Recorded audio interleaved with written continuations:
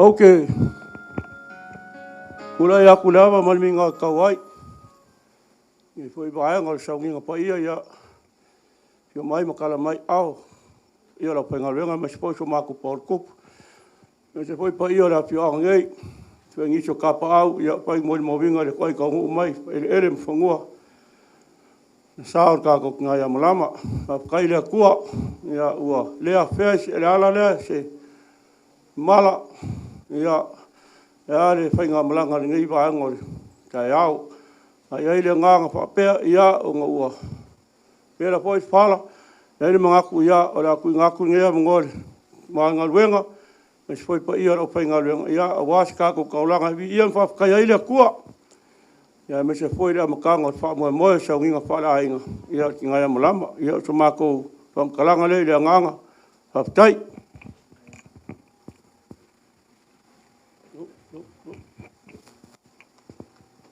Mole atu le anganga whawhtai tele le. Anganga pa ia tō whai a manga. Whai ma whonga whoi o ainga. Ione tū tele mai tū taulangi. Ona re neiwa. Tātou tau nuu mai mal manuia. A wala ia sa tātou ia.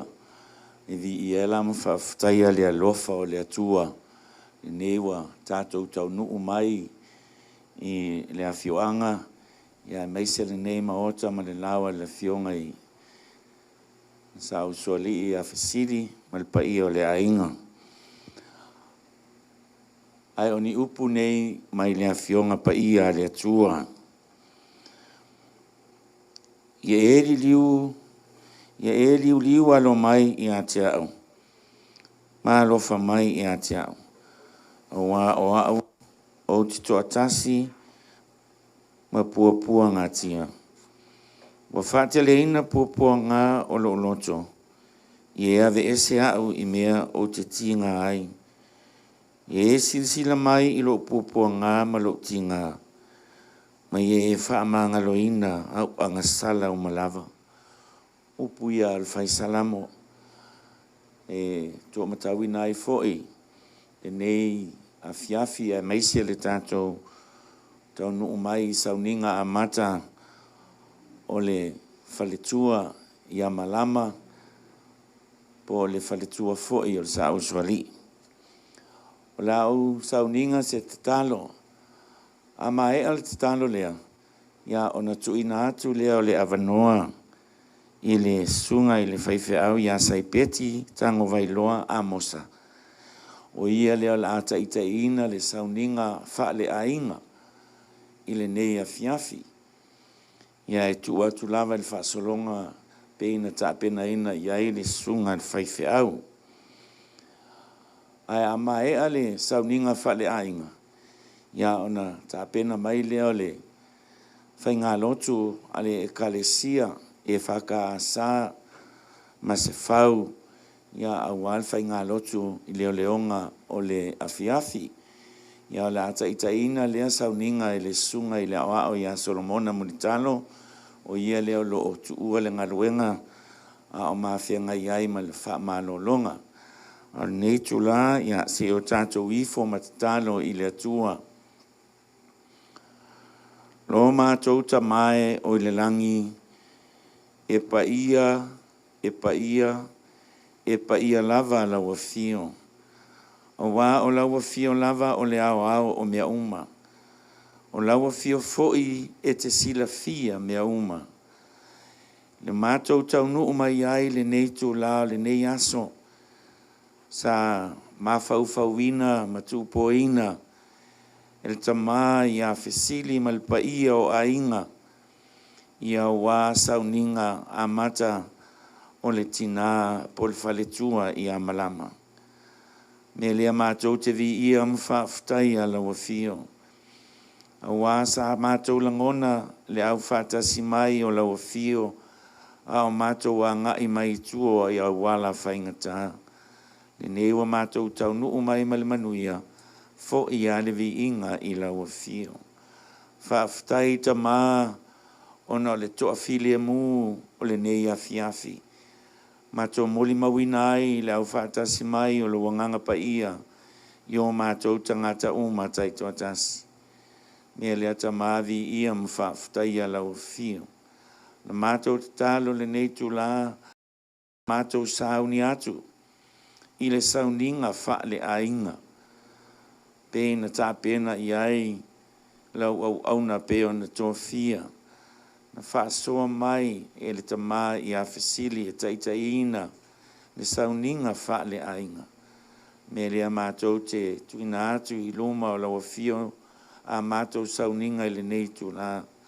Whapenana o tia i mātou uma i loa lofa lea, ma lo wanga le lei. O a mātou te talo ia, o whaina atu pia i luma o lau fio. Nei māso uma i o il whaavavau e whaavavau lava. Amen. Ia lava noa lea la atu ina atu le sunga le whaiwhi au ia sai peti tango vailoa a mosa. Ia le taitai no le tātou sauninga wha le ainga.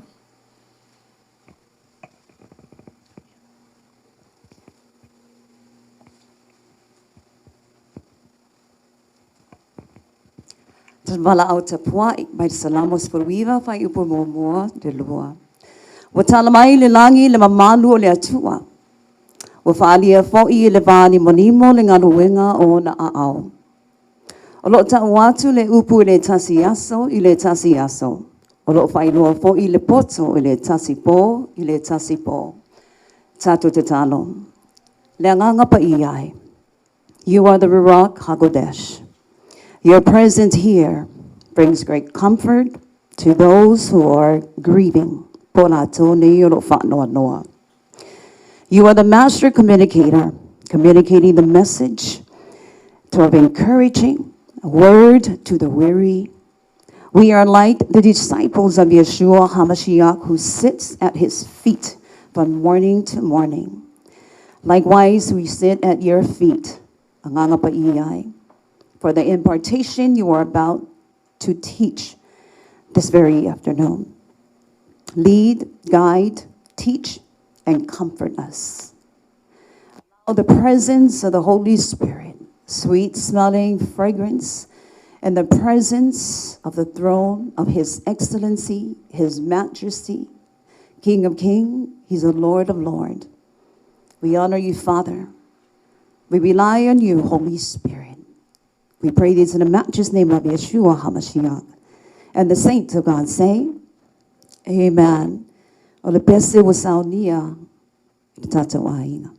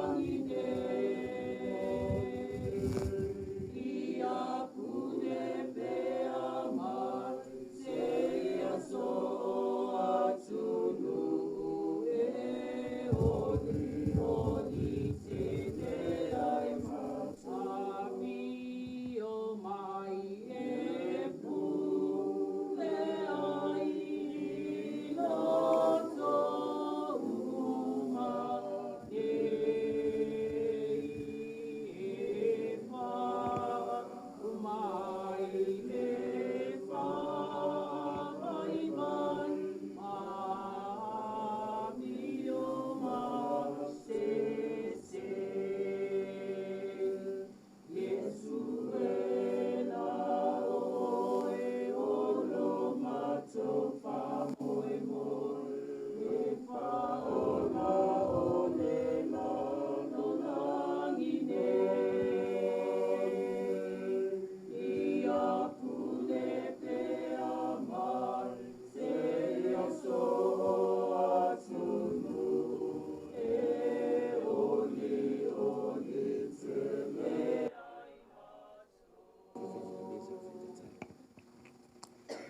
O tātou mori mau, a inga wō mai e māsani. Ia, o re taimia ne o tau.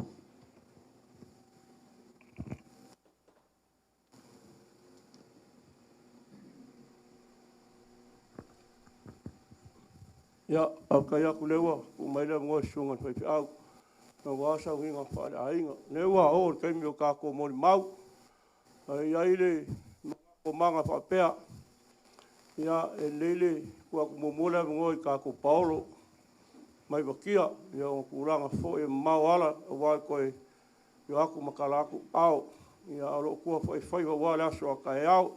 Ai, ole, kalo sanga manga pa mole ila mole mau ngai afiafi pa mole o ko pa ia mo ko mal o lewa sa ngor fai au o kai kai nga sa nginga fa la inga moli mau le soi fu ki nga ya malama ai o sai mole mau ya oi se yo foi lo kai mi ya o mako mai foi mole mau ya oi a wol mole mau ya Fesili le soi fu Fesili ai mole mau ya ngar ka ko afiafi fa mole ya ile soi fu ya kau kuai ki ngā ia malama le ngaka le awhianga i wakia ia e mese fo i masi pau ngei ia ole nganga lea ma le whaaloaro kele i kako ainga whaatai.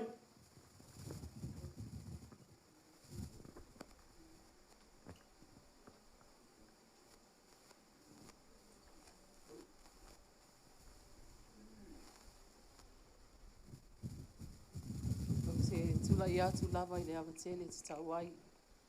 O te sori tui na ai le pa ia ma le mamalu o le nei tau awhianga i le nei afiafi. O mamalu lao le alalafanga o le ata atia atu. O pa ia ma mamalu o le tātou maafutanga le nei afiafi o le ale o iai se whaamtalanga alo whaatauwaa. A o le moli maulava ia o le atu sao ia ona e wa whitalai le tō whai amanga e mamau ala. O au. O le awhaila o moli mau, ona e talu ai, o te le iai i nei le aso a tai au. Le alau te tūlai atu ai le awatele te tau ai, ia e whai ai se moli mau, ia i le uso ia malama. Nei o tō whapea po ai le tu atu i lunga nei, ia o lo wingoa, o fia mama a fuola mo hasau. O lo manga lulue ma lo tō lua i le e whaka a sa i Samoa i Texas. Ia o mai lava o no Fontanga Committee, ia wa talawhea ngai lava, ia manu o si o mātou tina ia malama, ia e mai se fo e si o mātou tina ia sa manu, e le tele la se moli mau. E whaasanga e o mātai maunga, e o mai ailo o fesoa soani, o lo o fesoa soani, o le li i lea. O au, e tau lava e malama au o na usola i titi, ia a o le mea sao lava, ia o au o le tama matua a le uso o malama. Ia ua whai lava au ma uso la i titi o malama msa manu, ua le to i tau e sea lava au. O le mato maftanga i te tono lo mato a inga ma le tina ia malama. O te tari tonu, ia ua utou sila fia fo i winga o malama i le se tangata whaingo fie. O malama o se tangata e piko i sili o whainga kai ko kongo le mako a inga. E whaamalianga tā. Ia te au lava ia ma le mātou maftanga. O se tina e ote. A o tua o le ote o le alofa. Ma o lava malama ia whaasa o sao mea. Ia sao le mafuanga e mātou te pisa ai to tonu ainga. Ia o la ea pisa. Ele ni pisa fo i e whapea ua wā ai lea ma lea e le ai. O le mana o lava o tina ia malama. Na ia sao mea uma mātou te whaia. O malama la, e lona tolu malama i le whanau a o mātou mātua. E matua le sio o tamaya tango vailoa seu, ia ona lona lua lea o uso alii, ia e lona tolu malama. E maftanga mātou malama o se tina alofa. O mātou malava o whanau o uso matua ngano malama. Ia na tausi lava e malama, whawhailele malama mātou malava o winga i o malama, ia mātou le whanau. O tono lo mātou ainga o sila fia uma le su atu le fionga le usuali, ia taito whapea le sunga le au au. Ia o ngā vai o sa manu, Ia, ua lauilo umai mātou malama mo na winga, e leo se tangata whai ngofie. Ia, ai whaamalie ngofie, e te taratala nono ia malama tu ira tuaisi na se leni, ia ona ata fo i leo malama. Ia mato e alu lava le whaasolonga o le tausinga o si o mātou a inga. Ia o mātou la, e o mai fafo. Ia u whe tau tonu lava le mātou o mai. Ia ai whaata otolia lo malama. Ila pe ono fai atu ele tele se moli mau. Ia ona o tūlanga lava i nofuanga. Ia e mai se fo le awai tai au i tō sauninga o le tina ia malama.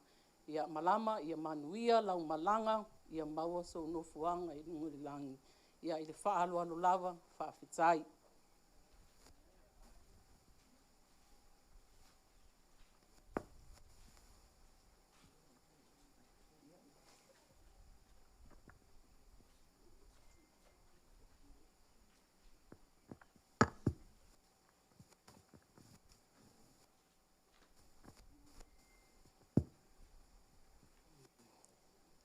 O te tūla ai ma le whaaro te le lava.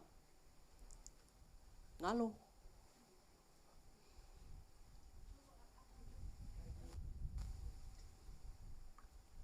Se su mai mō moia. Asia whailana mō mau.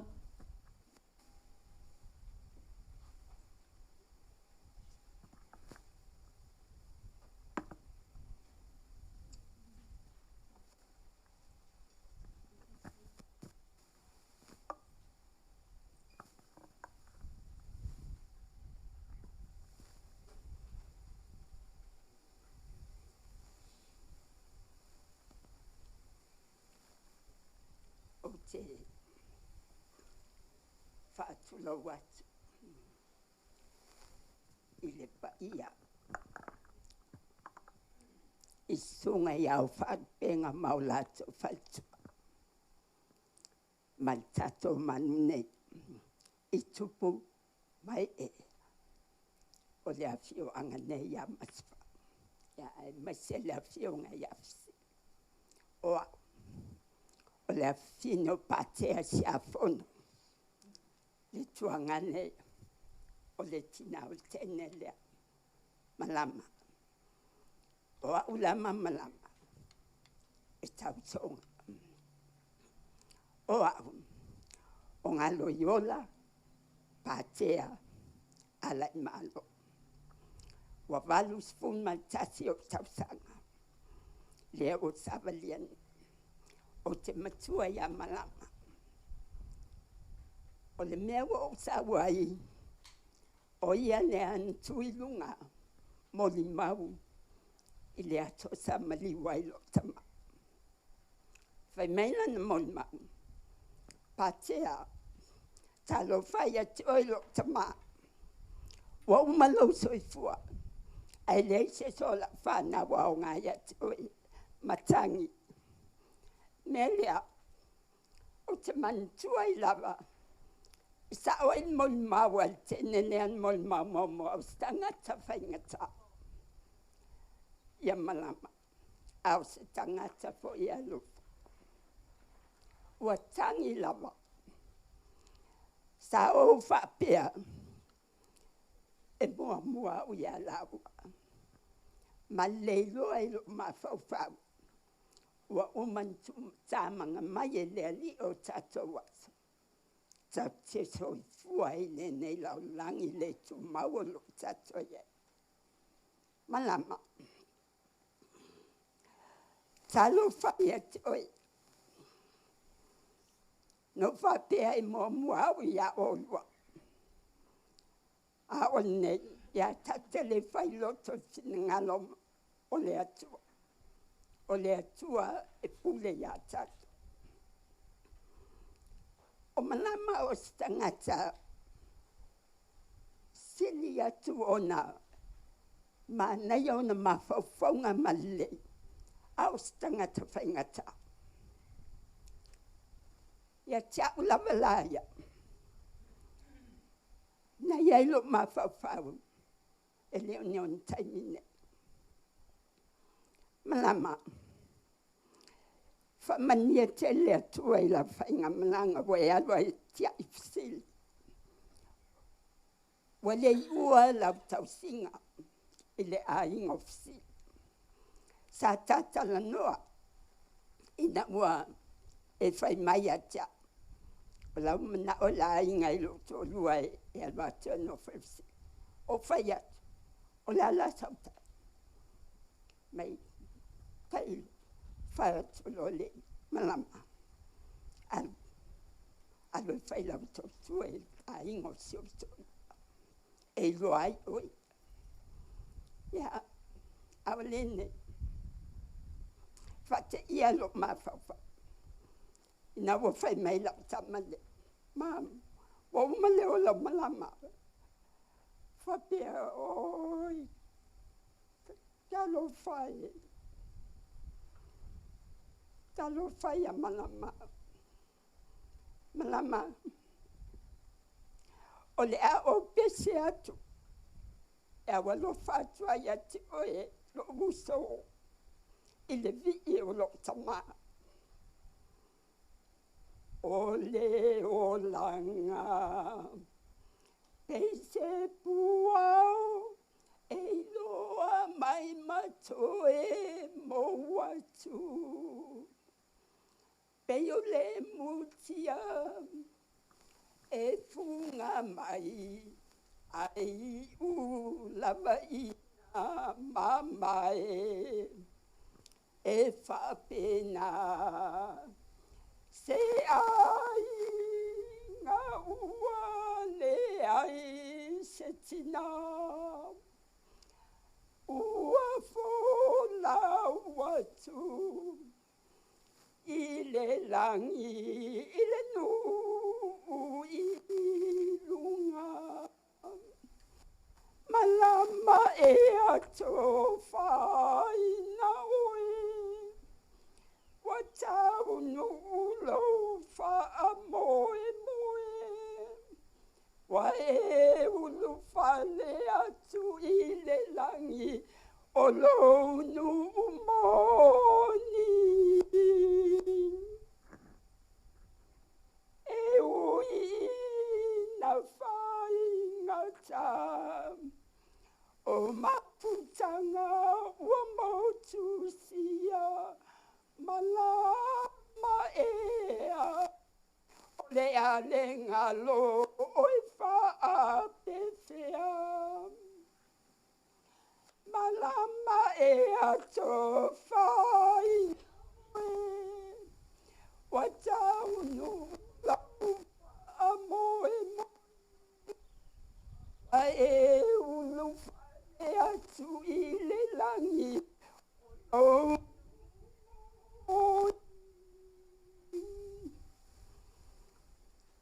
e ui na whai ngata.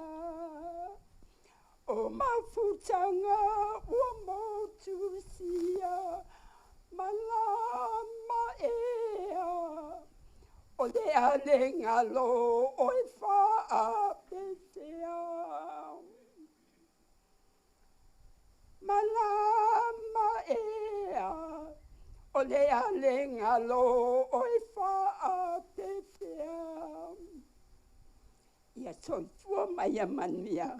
O na ulsuafa o Yesu. Amen.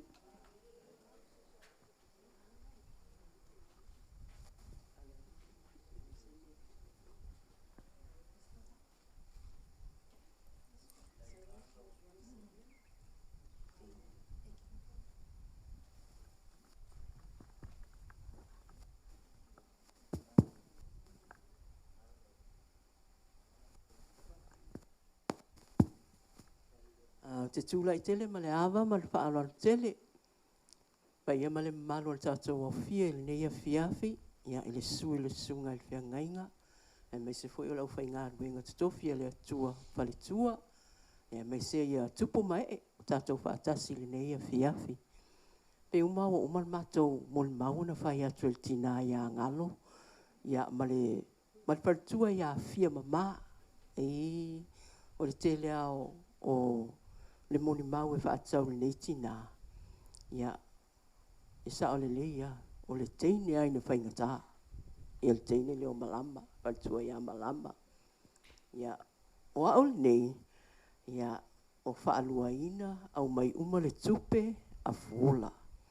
Ia au a inga nei o mātou o ngā vai masa manu.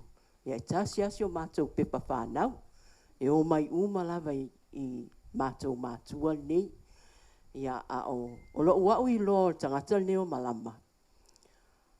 E sele ote. Ai, e le ngata le ote. A o upu fo i e sau le ngutu o tangata le nei. Wai loa le leia le mātou a inga. E sile ai alo malolo e awal whaia sautala. Wai e whai atu ale file mu, ia ai sau mai lunga. Ia ai pēla ina sau noa le whalatua i le neia fiafi. E sa, o malama e iai o na winga mo na baibainga na ia. A o le tangata e ese le tumu i le alofa. To e fia whai a inga le lei, fia whai mea le lei. A tonu ai o na mafuanga le o na winga. Wana o le atua lava ma Fesili e malama ai. O la o mole mau.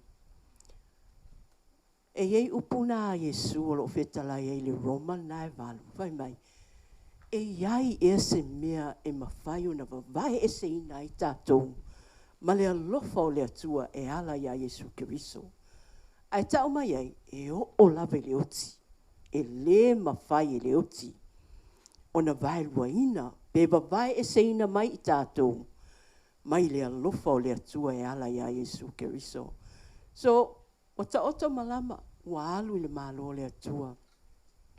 Ai ese le au ngā, mo tātou nei o la pia msoifua. Po le a lava whaafita uli o le nei o langa. E le ai lava se mea mawhai o na vavai ese ina i tātou mai le alofa o le atua e ala ia Yesu Keriso. O le amisia le nei tangata o malama. Awa e mātou teo atu i le file mu, ai mātou teo mai, se i tu lou le au fia, i le male pelepe o mātou mawhauwhau. I ana upu mana tala. I se i longa e fofo i le taimi. Time heals wounds. And I think, o le mea nae, e file mu el mātou a inga. Whaftai fo i le fionga Fesili. Ia ua o le miteli. Se a mātou whaalongo ia malama. Ia a o sau nei malama i sa mua wa uma le miteli. Whaftai e nofo i masfau. E ta ilo ia masfau i la atou maftanga. Ai na o le save ua o le file mu. E le palitua ia malama. A walu la, o mātou mana tunatu, i ona winga alofa, ma ona winga le lei, e mana o lava e wha mau popo le a inga, ma whai mea le lei. O mea ie mātou te manatua, e mai se lo ua unei tangata le maftanga ma le uso le nei. A wao, o malama ma le tamau mātou, ia e first cousins, ia. A o mātou nei, ia e munmuri atu leo ngā te pulanga le ola mai. Ile nei a fiafi, malama, ia alu ma le manuia. Mātou whaapenao na mulimuri atu i autua. Ia maua lo no fuanga i le malo le atua. Ma le whaalo alo lava, ia manuia le fiafi.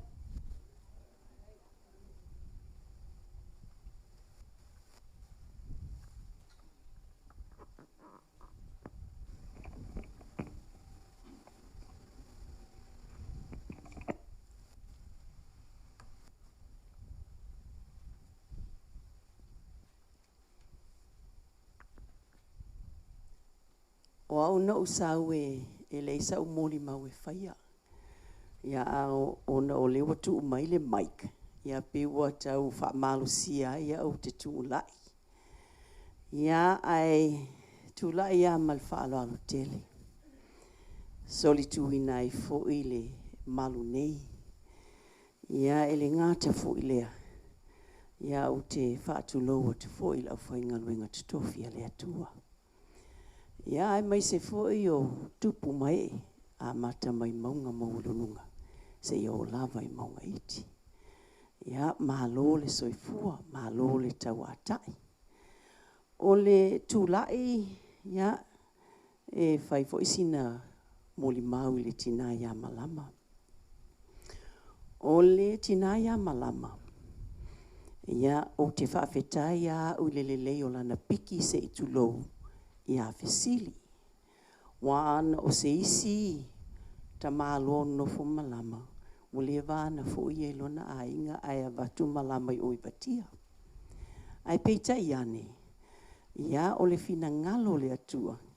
Ia nofo fealo fani lana whanau. Lea la malo lava i lausunga le falfitu se tulo o wau. Malo le toa malo le ona sai. Talu ana sau malama i nei masifau. O le file mu elena o le matou a inga le nu atua. Wa ye le pulu nai lumo le fale o tango vai loa. E nofo ai la ua uma masamanu. Fai le lei le la fale nofo ina. O le oifua o tangata mwhanau o le nuu. O ke ngia. Tutuli. Wa sa le whanua. Io o winga ia. Io le ngata i lea ia se me mana o ai e viri atu. Ia. Taito te mana o le mea lea ma le mea lea. Fai le mea lea. Fatu malama. Se i potol tātou a inga ave iei manatu maulangona. Ia. Ai ese ala nitali e sao. Tasi altala malama. E pule pea ule a inga whaku yoe. Ia ai se ono sai mai. Ia o whainga i o malama. Ia au le alofa ia. O le afo ia e vili mai ia. Taito wa mai o tau. Ia o mātou fo i leo fo i mai nei. Ia o le ma se whau. Ia so tai fo ia. Te leo taimia e el mea mana o i malama. O na lotu atu le i vatia. O loa o va ia malama i vatia. E iei le mea la watu malama i tau watu ia te au. Ia uma foi leo fa. Ia e au la foi le umi o la wasia singa. Ia fa mai. Ia na o nei au to e alu na nei i masfau. Ia le lei. Ia o siti na e tumu le alofa. Ai vi ia le atua o avele malanga ale tina ia malama. Ia wa mawaifo i le avanoa. Ia e o mai esi ana whanau i nei. Se i o mai i nei masefau. Se i o mai fo i vatia. Ia se i o mātou whelo ai. O la misia le maftanga. Ia anga le lei fo i le atua i lausunga al whawhia ngainga. Ia malo lava whai o le whaiva. O Yesu lava ia na whetalai. Awa tau te atu atu bali. Ia tau lotu te tele. O le awalu e sa uni matapena se mea. Tau te nanofo ai. A maua na uto e fo i mai lea. O le anganga. Ia tātou sila e toi fo i mai o le atua. O no lo swafo Yesu. Amen.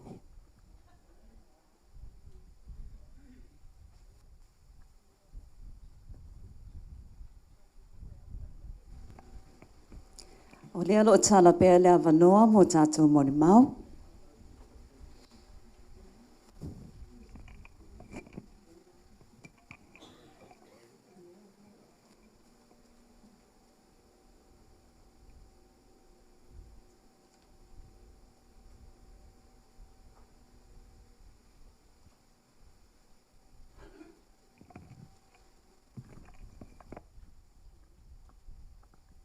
Tula ia tu maleava, tau tala form fai tete nei tula le afiafi. Soli tulo tau pa ia ma tau malu, tau whainga renga tau whiele atua, tupu mai ia e meisel pa ia lasi o tatou maftanga nei afiafi. Au le moli mau le tina ia malama, o nei le maua se i le awai le toi sauninga le tina taia o nani si foi tulanga le malufia ai. O le amuli mau atu ki tina ia malama. E tolu lava ni upe whamatala ki tina ia malama. O na whamatatala i nā tule pe ai se a.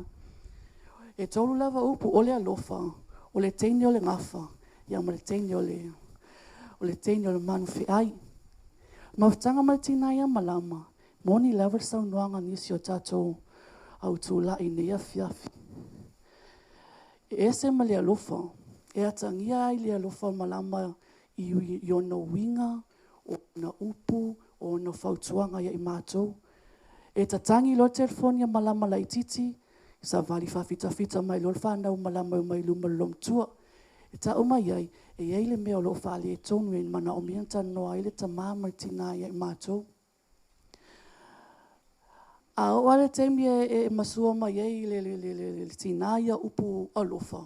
I le ise tapula o mea uma. Sauaia, sauaia, sauaia. O no whapelea, whaftailea tua. O no malama.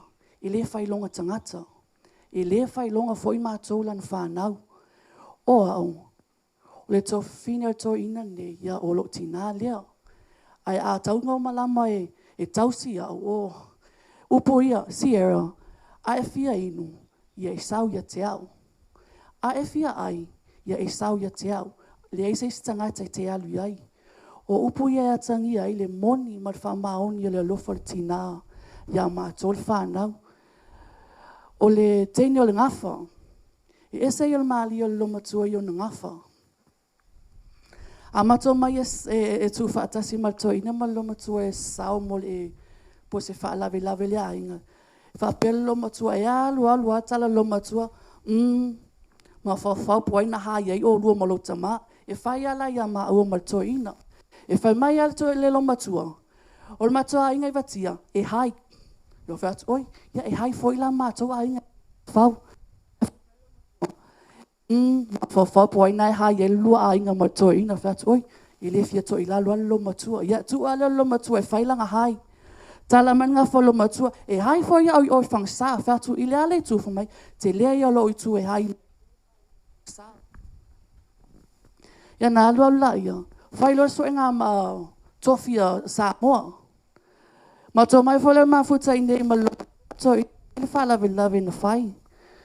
Whai mai lo matua, o te taui o le au malo moa whatu. Ma tō i tele au a inga, ma tō i ma mau whai. A mai lo matua, no whai atu ia te oi, e hai a umalo a inga mal meo te sa wai. Oi, ye hai foi ma ua ma siot, ma lunga ma a inga. Po ina hai e lua a inga malo tama, whatu oi ia. Tau sit file mu wa lo matua e le tapula a tala pe a oa na whai le vesi lo matua. O alua le mea whamai mea tala lo matua ia. Tau tua nā ma oi to ina mal whanau ma tato a inga. Ana ma oi mat whātau whatu.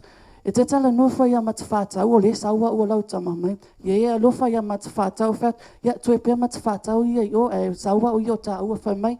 E le ke asisi ia oi ai te au ia mat whātau whatu ia. Ngā o le si ngā haile i e lo matua. O le lona tolu. O le loto le anga nu o le lo matua. E whailol me le ainga Fesili mamanga. Tala mai lo matua le ngafa o tangata o le malama le tua o tina i lea tangata ma lea tangata o lea ainga ma lea ainga e feso tai ma ia ai ma pai ma la fai fatu oka ko ile lei o mama ke lo uma mea uma fa mai e le lau kengi fa ko yo le ya lau kengi ai le se mana fa fito wi lo matua e sel matua fefe pe awa na ita lo matua wa aita ta lo fai tua ia leo na ia whai ai ma whalongolongo. O le matua whale lai tua. Ai aoa na leo tele lo matua luma i e o te ni atu luma i. E longo na umama ia i tua. O whapelea lea li i e alofa mai a mātou. E fefe tele a mātou pēa le fia lo matua. E a fia lo matua. Ia, sawa ia. O tau whalilia loa lisi aso i ona te unga. Koe manga ia lo ulu. E koe ngā mea lo limau. O lo ua, o tau talinga e whamai, e te maua, le ai, i le maua ia whamai ia, me nā no whatua ia oe e hai ia au, whatua ia o le e hai ia oe mea uma, o le loma tua e whamalia ngō fie, ai a ita foi, e uma, na toi whape malea mātou ia Fesili, o lau tala nā, wa uma foi la uita, Sierra ia, wa uma foi la uita, but ya malia foi ulti na pe asasit fa na pe ela foi au le tina ele se tasi fa tu saina ya malama asa veu malama file mo isa veu a malia malama fai uma le loto fia mama na o le uma me uma e atangia i merto ina fai a wai tua ne se tama o lo iai se tina lelei e fautua fau mau popo le ainga i lona lelei lea malama a iai se sasia lau whanau mai mato malava ia malia ia lo lota si o tina Ai tau ina ia manuia lau malanga i le langi. Ma maua sa no fuanga mau. Ma whaatai tali atu mātou po e ole a mua atu toi muli atu. Ai le pese le a onga sa e whaapea folau i lunga le vasa. Folau ia o le tina i le langi mau. Folau ia o le meo lo o ye tatou atu o lo tatou tau sinio ai nei lau langi. Folau i lunga o le vasa o lo na lo fa. Folau i lunga o le vasa o lo na lo fa. Sa o loto e pei o se lupe. Folau i lunga o le vasa o lo na lo fa. Sailing on a sea of his love. Sailing on of his love. Free, free as a dove. Sailing on a sea of his love.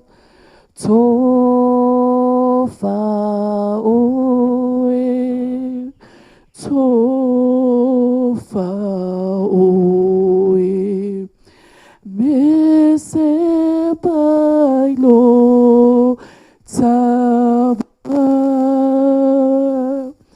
taufa imanui yatato.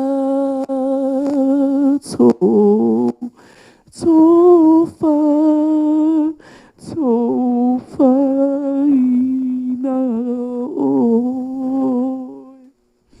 Manuia lo malanga ai nga atoi. Malfalo alo faftai.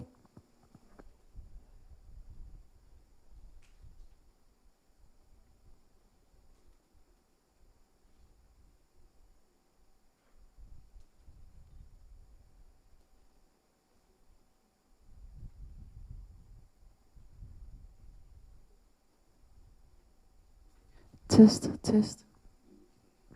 Testing, yeah. Whaftai lava mo le avangoa. Yeah, e pe se cliché fo ilele, you know, e whaapupu le moli mawal kangaka. Well, me, I'm very easy. O lo ingoa, o moi solo upu ese tango vailoa. Kisa o mainu o vatia. E first cousins lo ki ngā, kama, mal kama o lale. O la o moli mau, so se kei mea e la koe malama I Hawaii. Ele ai se kei mea le vide aku ia au, whaapea mai. Kaka, sau kako fellowship whaakasi. Sau e whaisi kako, sau e kako ewa ma. That's how I remembered her, because ole a lofa ia malama ia au. Lofa kele ia lomo kule ia au. Ai, o manga kua pea ia kala malama vaikimia o kako a o mako wewa whaakasi. Ai longa ia laku oi ka po fean mea ke o ki ais I kulo e kia laku ila ombaliu. Malama, here I am.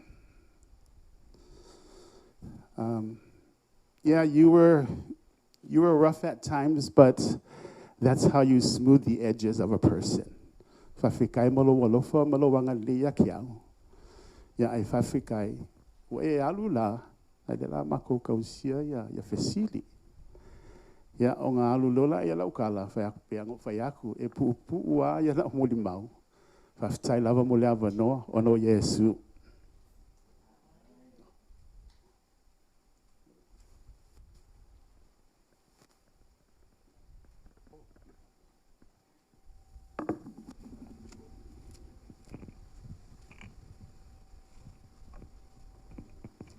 O lea lava lo awanoa le taimi mo tātou mo mau.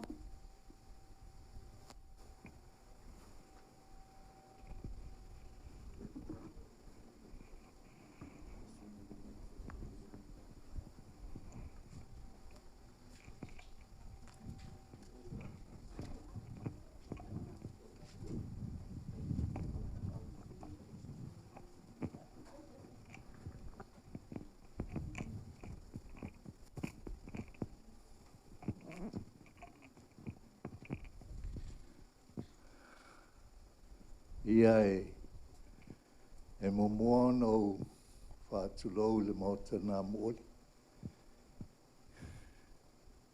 Whātulou atu i le paia o le au whai ngā ruanga te tofi e le tua. Dei o le au o staulanga. Nā ea whio ao whālupenga. Paia whoi o le tātou mātanga i le nei tu aso i tupu mai. Ia mai se le whio atu le whionga i a Fesili. O le ena o si taulanga whatasi ma le tina ua a mia i le whinangalo le tua. A tonu ne Fesilingia pe aise au tūla iai le nei tūla. Ia, mo le sila fia. Mo ka kou ia mai waki o kai konga ngai kou sila fia. O le ngoa o au. Ia, o rei tūla fono. E ufanga whae le ngu leo alo whau. O lau ke makai ai ngei. Ia, o lau muli maula i le nei tūla o le aso. E papea se langona. Amu ia lea au auna. E maua mai e lona matai.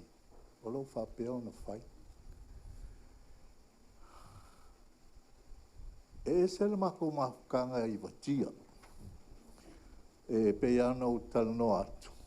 O makuanga whaiwhi au watia mo le lua se fulu ma le fitu tausanga. O tamato ina i atu la fono. Ia. Ma le tina i a silika. O makuanga o makou. Ia. A kongko sila fia voi le. Ia poke waisau kala voi la fionga le mapue a kongio. Ia wai e kari kusala winga ma maliki ngale o le falitua voi o le fionga le usari. E whailala utala o le matou o langa tupua i watia. Lea ngai le lava se maftanga i le taimi o toi fo i mai ai le fionga le usari ma le falitua na ua. Ma e le tau tonga fo i le malo tele.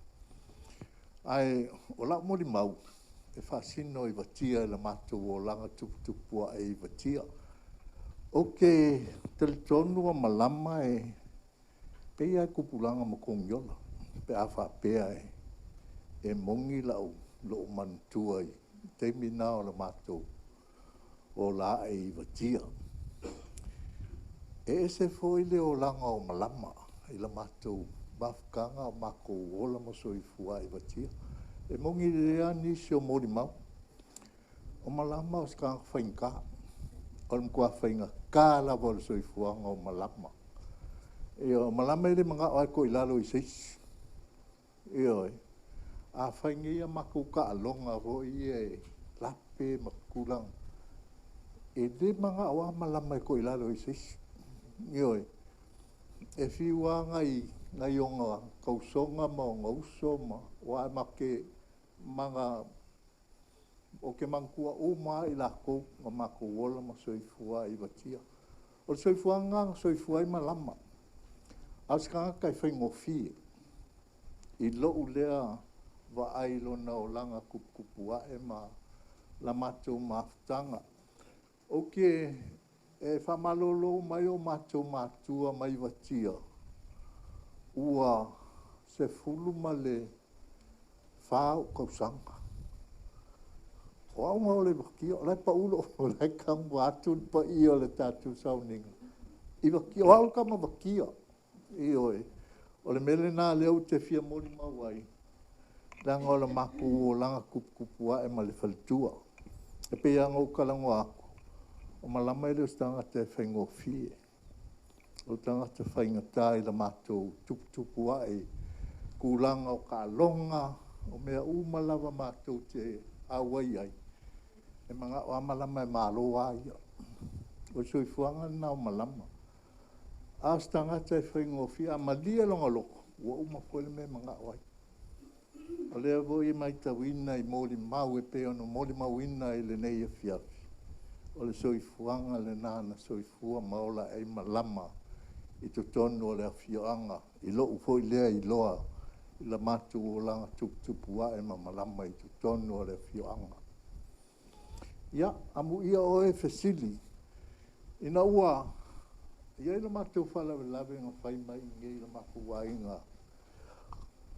Ngau sauai, ai mako whilo ia o whakoka. Kalo whai le kengi wakia o le ua o mai masfau, o kere i doa le ua. Wa ngofo le afionga i le usori. Ia wa lefsiri, wa ngofo le kengi o le mako ngu. Ia wa meise Fesili, wa lakia o mai malama, ia. Ka kuvo ia ele se laki oe o ele se laki o le laki o oe o ngole ue ngofo kengi o le manu ioe o skanga ka ese volo na winga e iei kai mie fa mawalunga ai pe ia na talno atu ele whaingo fielo na soifua asta ngata tumu le lofa I kaimi o whaiwhi aula o mātou mātua I watia. O le kele o kaimi e aru ako ka penga ia. O ile. Ile whale o le ngā ruanga ma soaswani fo I shokinga le tau whainga o le ngā ruanga I watia. O le melele whangaloina le maftanga. Te o ia si la fia ma le whionga ia taito e maisa tina matua ia ngalo.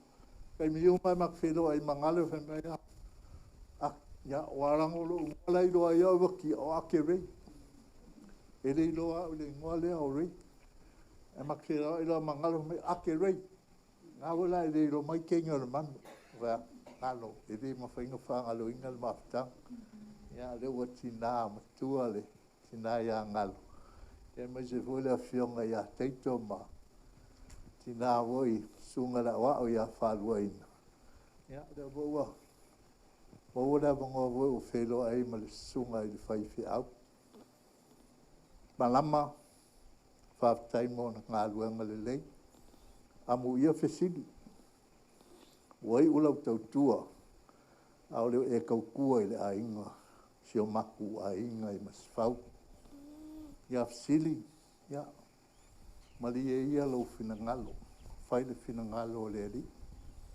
O ao tātou moonga e maua pēle maafutanga. Ia, o le fina ngalo ao le li e.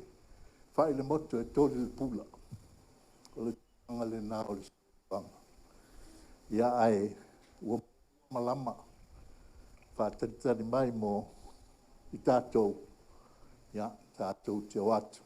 Ia ma tātou wheloa I steimi o mo mua. Malama, whātai lau tō tutotu, te tono o le ainga I masfau. Whātai lau alofa whamaoni a Fesili ma le whanau. Ia maise lau tau tua I te tono o le ainga I le ngata I masfau nei. Ia e whapea fo I le ainga I watia. Ia manu ia tele lau malanga. Maua sou nofo anga mau I le meo lo fiwai lo tātou tupu sili le langi le atua lo tātou ta mamanu e tele le nei e fiafi ma le tātou maftanga I le sumai o le pai o le au whai ngā ruanga titofi le atua e maise le pai o le tātou maftanga I le nei e fiafi fio tupu mai e maise foi le suato le sunga I le usoli nei e maise le pai o ainga I tu tele mai tu taulangi Ia manuia la tātou maftanga whaftai.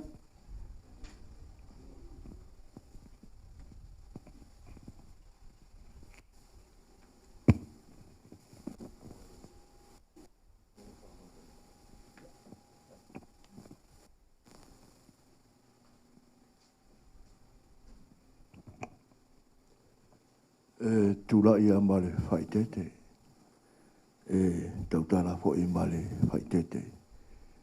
Soli tuina I hoi pa ia maulonga ringa whare ainga o pa ia ile toi oi se whamatalanga su mai o lau whai ngā renga me se hoi pa ia o le nuu le whio anga le whio matua suari I whare pitu mai awa e tore whete rai ngā maulonga le whai ngā Mawalunga fo ni fifi ia le su mai Paulo.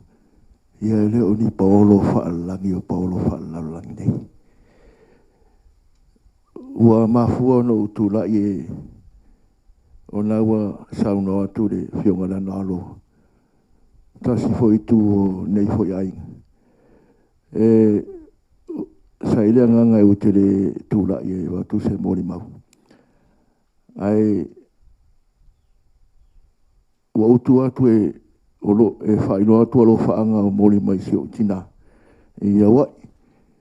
Sa whaila uta utonga ia wai le asfulua o whai atu o tina e umalona si a kinga wa ue fo mai. O warulo e tori ni mari o le tau si o Fesili. Reisi si o matua inga. I atu mata me sopo o tumaro sa lausama. Ia me seo le vidmi ta mai. Na su mai wha mau. O ia me seo le taringa whaingai amang. E whamatara atu mere mo lo tau si fia. Sa lo tau si fia lo matua no ia. Ai si le fia Fesili. O mai Fesili ma malama ai o kengia lo matua. Le e lala mai kai koma. O ainga mo ia o mātou watia. Tupu anga leo mātou e tupu mai i wakia le a whinga o fuola. Mo le sida fia. O su atu sa lau sa sefo i watia. Tō toluan whanau o tau ese. Kio me pae. Me pae le tupu mai le tau si o whamausiri. Tui. Tau ese le tupu mai mātou. Ia o kio sa lausa e leisan whanau. Mōla sida fia. Nea whingi o a fuola i ngoi a kau kuinga. Ia o tupuanga na mātou i watia. Ia ai lako si. Ia la whingi o kong. Mōla sida fia e tātou a fia. Lea su mai kai koma. O le kaka mongi ange o le kaka kupenga sanga ngofa wha. Ia o le wakia maa o ia. O le mera le wafe kau inga wha. Ia e rea whainga rango ngā whairu mo whangau o rea tua. Siri, ia, marong sa i rea se seng o lomantua le malama. Maro o kwen mau hoa, ngai sila pia wha mauma.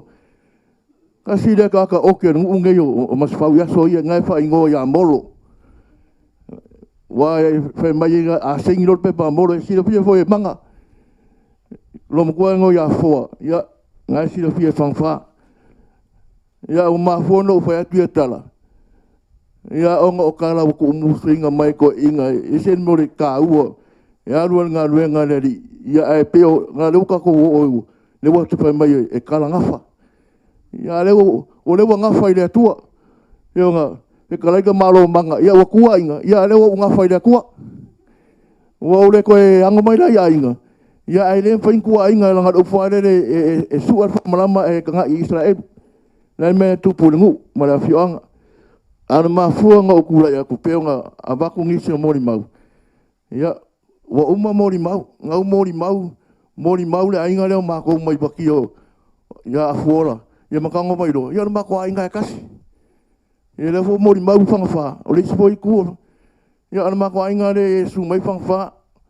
O le ainga ki nganga o le sungai a Fesili. La ainga ka maa ia le sungai a Fesili. Ma le whikalenga ia whainga ia manga. Ia mako. Ia ma ua masko i leo mako loko mai ia ngau. Malama whaanga o se fo. O e paware o ka maru loma kuara. Ia o loma lofa mo i lo waso. Ia ai whainga ia ngā kuranga o ngā mau. Ia leo mātou mai e mori maulu. Vai lea lofa o lea tua. Sa ko ulu ki punga. Ia lewa o mai e lea tua lao vai le supe maa losi o la. O ngā matatou loa. Leo lea tua e pule a oi whaaro longo si o manga ia ke ia. Ia leo mai nge kofi ne mu kako mai e mori mau le aso si o kako ki ngā ngei. Seri ia ma lorong sa ia ke orka maa. Mori mai o whaanga sifolu. Ia ma lako umai i lako ia wala fio malama ia manguia lau malanga maua sa ngofa mau lu ngang ya mero ya ide ya tua mang angel ya o se mori mau pupo ora manguia kere lau sunga kai kai manguia foi sunga ngai ya Lancaster ya manguia foi pai ka ko ngu ngai su mai fa mau ya mese ve kala ngal foi ngai ya manga ya manguia ka ko ya fa tai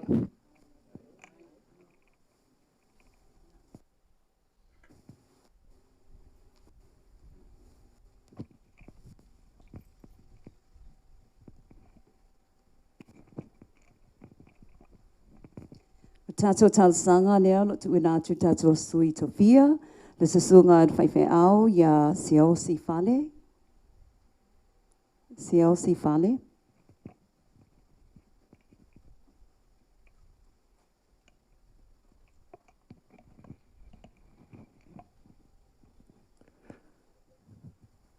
Tato taro. E pa ia lava lau fio lo mātou lutua. Ma o le tua e si e se lava. O le tua lau fio le aunga. A le au tū ma le o ngata tonga le mua sio mātou ola. Wa mātou iai ne tuna whiwhi tono neima. Tono neimalo. A wala mātou sauninga whare ainga. E mātou te mori mawai. Sio mātou tina nei a malama o lau auna. O le sa tuai ainga sa tu mutangi olo. Tuai ai le tamai a Fesili o pai o ainga. Ainga sion tama. Ia me se foi o ainga sion tina. Ia o sion ainga foi batia. Ia e petai lo mātou tua. Hei awa so mātou loto e whai a lo finangano. E mātou te via o e ulava na mamawala. Ya e vanua e vasa se o mātou nu nei. A lele o mātou lotu mai. Se o mātou mori mawina le ola o lau mea lofa. O lau mea lofa ne fo ina mai tonu ainga. Tono nuu mai kālesia.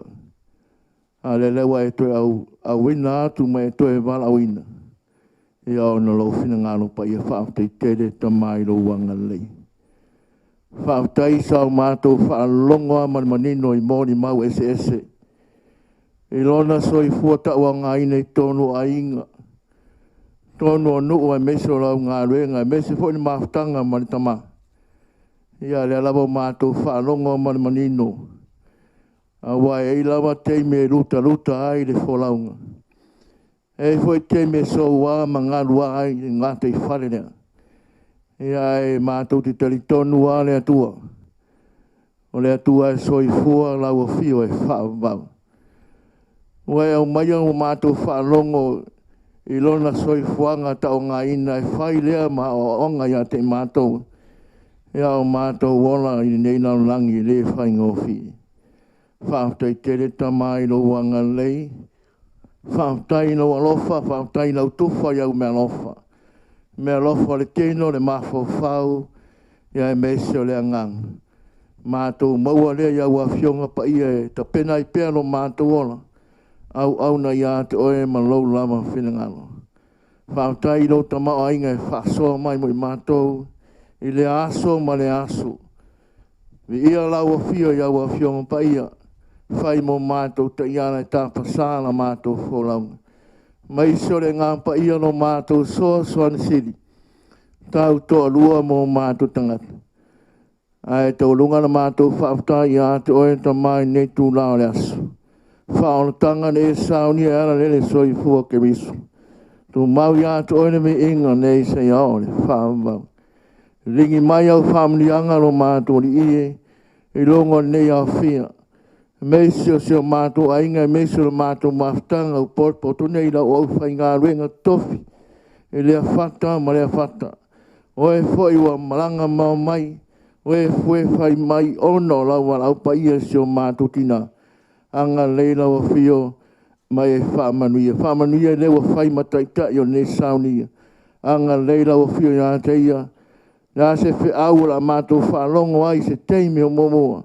Ai mese o le lau ngaina ro finangalo. E to pena i pēro mātou ola.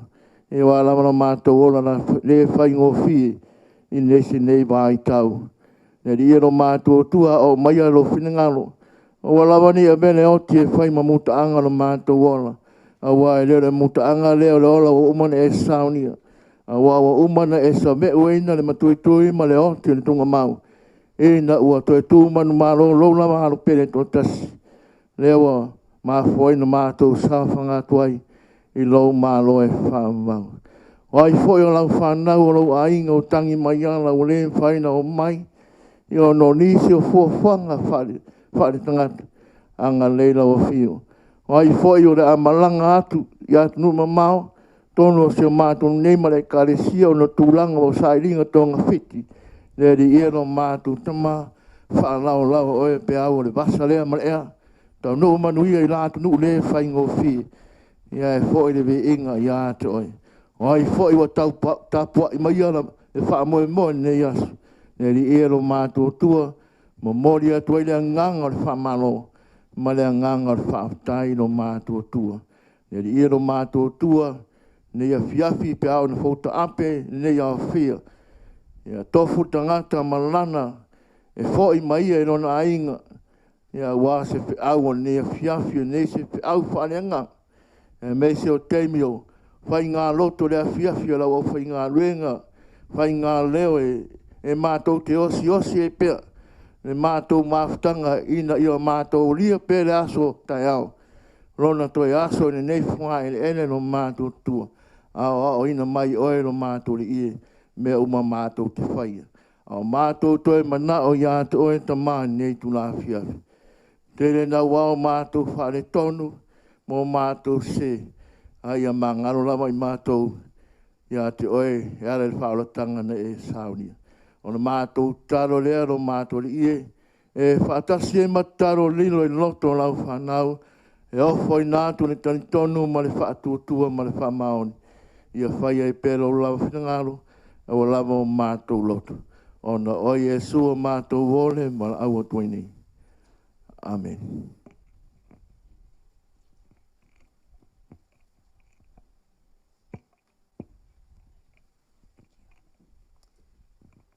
O le whaitawina o le awhionga pa ia a le alii, mare tu se salamo se lau tolo iwa, whai upu se fulu lima, mare se fulu ono. Salamo se lau tolo iwa, whai upu se fulu lima, mare se fulu ono. Ele I lilo uiwi a te oe, ina ua whai a u I le mea lilo. Ina ua lalanga ina ma le poto I le mea lo loto o le lalolangi. Na sila fia u e o mata a o ule whai a atoa toa. Wa tusia fo'i lau tusi o uaso uma. O aso na whaatulanga ina mo wau. A ole I o lava ina iai se tasi o ia aso. From the Contemporary Jewish Bible, my bones were not hidden from you when I was being made in secret, intricately woven in the depths of the heart of the earth. Your eyes could see me as an embryo, but in your book, all my days were already written. My days have been shaped before any of them. E iai le taimi mo mea uma, o le taimi fo'i mo mea uma I le lalolangi. O le lalo I le langi.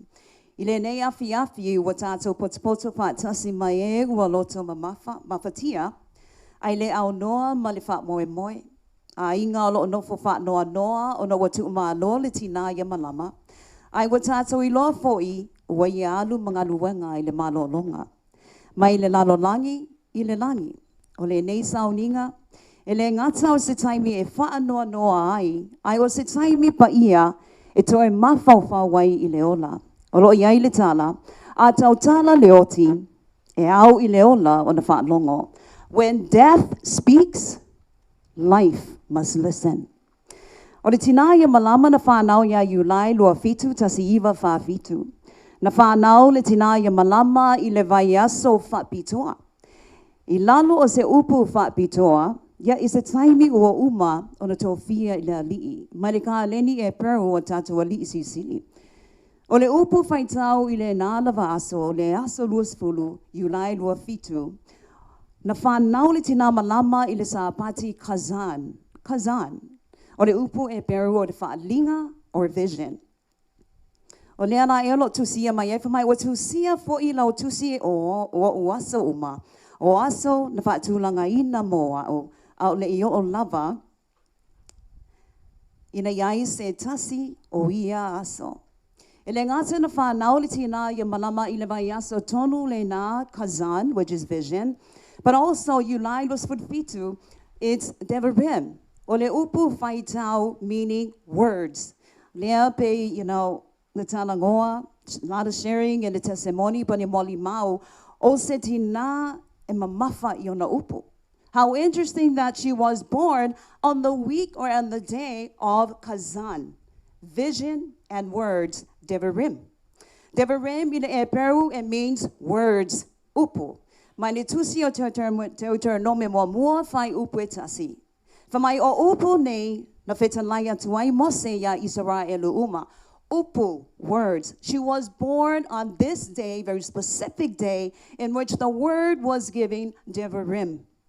Milangangana e Peru, devarim e winga, upu, polo inga. Tautalanga whaanewhea ngainga. Upu e whausiai le numanai. Upu e whausiai a inga. Upu e whausiai whanau ma e kalesia. She was born on the day in which the words were given. Almost as if on the purpose nga whanau ma iai le tinaya malama. Ina ia whaonga a whionga pa iha ale alii e whauwai a inga.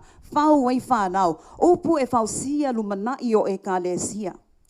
Deuteronomy 1 verse 1, these are the words, devarim, which Moses spoke to Israel. And words are utterances. They are spoken declaration. They are words that shape your destiny, words that shape your purpose. Fatautas futvalu fai upulus futasi famai olo ile lau fai valeoti maneola. Sayai le tina malama, taitonu tina malama ne asu na whanau mai na asu na whanau I le upu, the devarim. This is her purpose. Her purpose ina ia tautala ia fionga pa ia le alii, ina ia tatalo ia whamalosi, ina ia o, ina ia whetanai I le fionga a le atua, pe iei tanga te wa iei pe le ai. But her purpose was to pray. Her purpose was to teach. Her purpose was to guide. Her purpose, it was to point people to Jesus Christ of Nazareth. Yesu Keriso o Nazareta. O mea uma ia na ia whaia, ma ia whaia mani usitai. E pei ona tusia uma I le langi. A tonu, ro iaini tangata, o la Fesili nia I lato loto, po o ua whaatanu uina e le tina manama lo na wanau inga wha moe moenga. Because we hear o se tina, whaia singa lo loto o na upu. They are heavy substance of words that can either build you up or they can break you down. Ai tonu o tali manino mai le tusi pa ia. Mai le tusi ngā luengas futolu fai uper tos funuongo.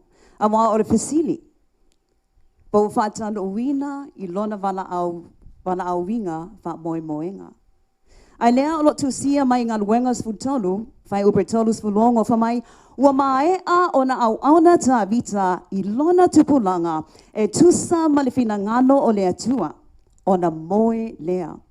Ta tonu fa pe na fo I le tina ia malama inai vayaso pe nai masina right before she passed on to glory.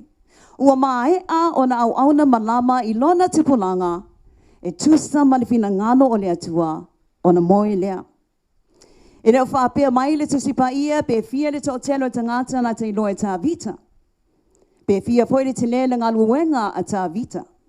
Ai whai mai le tusipa ia, ua ia au auna I whina ngano o le atua o lona tupulanga o na moe lea o ta vita. He passed on to glory. E le o le tūlanga mawalunga e fuoi nai le wha moe moenga. Ai o le wha maoni I lona wana aunga. It's her faithfulness, it's her calling, it's her purpose. It's for her to fulfill her destiny. No wonder she was heavy with words because she was born Ilevayaso Yulai Luas Fitu, right on the words that were given on the Hebraic calendar, Devarim, words. Words are important because words either will build you up or words will destroy you. Maritusi Isaiah Momoa Faipursasi, Olefa Alinga a Isaiah. Fataotulas Poliva, Fai Ubus Futmalu, Ale Aisefa Alinga, Ele Moa Etangata, Letaita Inga. Ele ngata na whanau le tina ya malama ya yulai luas fut fitu, ila so tonu ngad o lo tu ina atu le upu e peru devarim, but also o le vayasa fo ina o lo tu watuai le upu kazan. Kazan means vision, o le fa'alinga, meaning she had a purpose. She had the word and she also had a vision. Na tu watu le tinaya malama le upu malifa'alinga. Upu malifa'alinga mean ifanga ele that she can see from very high places or right into the future what is about to happen. Amazing that she was given words and vision. Na valaawina le tina malama e va'ai I melo lotso. Tatalo moisi tu ilava olona ainga ma ekalesia. O se valaau file mu. That was her calling. She was called for the very purpose of Devarim, the word. She was called for the very purpose of vision, because God gives vision. But it is our part to steer the people towards that vision with our words. Malama is to direct her family to Jesus Christ of Nazareth. Manitusia Yoane mua fai upu mua manisfutfa. Ole amatanga sayai le upu, words. Mawavea le upu matino, words that became flesh. O Yesu ole upu, devarim, upu e peru. O Yesu ole fa'alinga, kazan, he is a vision. O Yesu ole fa'amai aina, ole fa'amoy moenga. He's the author and the finisher of our faith. Manitusia e peru se fululua fai upu e lua. Ia tātou va'aia ya Yesu, o le na mataina mawha'mai a lo tātou fa'tuatua. Let us look to Jesus Christ of Nazareth. He is the author and the finisher of our faith. O sauninga wha'pene, e tau wai upu, e le mawhai o na tātou walo e se ai. Le tusia sanamo ibas fulu fai upus fulua. Ia ea oa o maya mātou le whai tau wina o mātou waso. Teach us to number our days. Tusia Efeso 5, whai upus fu 5. Vamai ia whao ngā le le taimi. Ia whao ngā le taimi a wai le mautinoa e au. Ia whao ngā le taimi a wai le mautinoa fo I se taimi muli ane. Ele ngata na whanau le tina ia malama ia yulai lo sulfitu, but also she has a very prophetic word ile aso na maliwai. On the day in which she passed on to glory, ile aso na maliwai tina te sema mua lua o lua lima, o lo whapitoa fo iai se upu from the Hebraic calendar of our Father. And that Hebraic word is Parshat Vaishlach. And Vaishlach comes from Letusir Knesset, Bereshit. And the Hebrew word of Vaishlach, it means, and he sent. Ole upu he sent, Vaishlach, ole afionga le that he have sent a message to Jacob, Jacopo, it is time for you to go back home. You have been away from your family for years, Jacob, time to go back home. Malama passed on to glory, December 1st, 2025, in which this prophetic book was given, Vaishlach. That is saying something. Malama, you have been away from your father for too long. It is time for you to go back home. So she has a prophetic call in her life. Le'aso na whānau, which the words were devarim, words, upu, mafa'alinga, words and vision. And on the day that she passed, on the very day, on December 1st, 2025, go back to your father, for you have been away too long. She has gone back to her father, for she has been away too long. Jacob had returned home, been home for many years, and likewise, she hasn't been back home for many years. So now she is back home. Manelua krenito edima fai upurvalu. Atu ua letino, wanonofo fatasi maniali. Man falingas futfa fai pusfutonu. Emanuia ilato eoti ilali. e muli atu o lātou nganuenga. Ioanes futasi fai upe luas fulima o a ua toi tu maneona. John 11:25, I am the resurrection and I am the life. He who believes in me, though he may die, he shall live. It is sofa pa iyo yes, o le pese tatawa inga.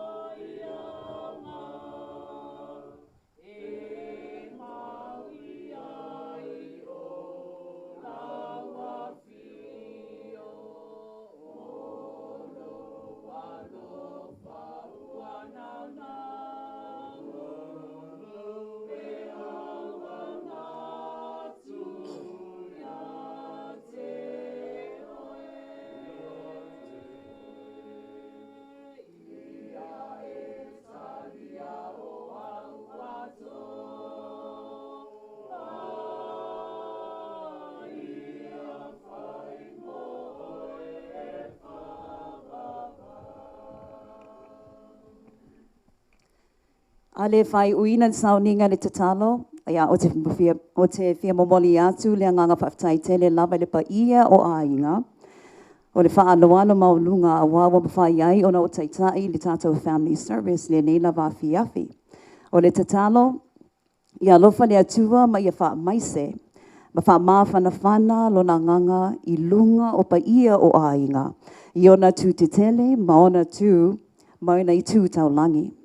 O a foi tapenanga o te toe, a waona toi sauninga, ma wha moe moenga fo I o pa ia o ainga, ia a wai le atua I a manui ai mea uma o le a whaia. Wha manuia le atua I pa ia o ainga, loto wha vau, wha manuia fo I le atua I wo, ma e maasani wa tātou whai tapua inga wha tasi, I le nei sauninga. Wha manuia fo I le atua, I le pa ia o le au whainga luenga a le atua, ua poto mai. Ia vea whai ngā luenga o le nei aso e whai mawi inga o le atua.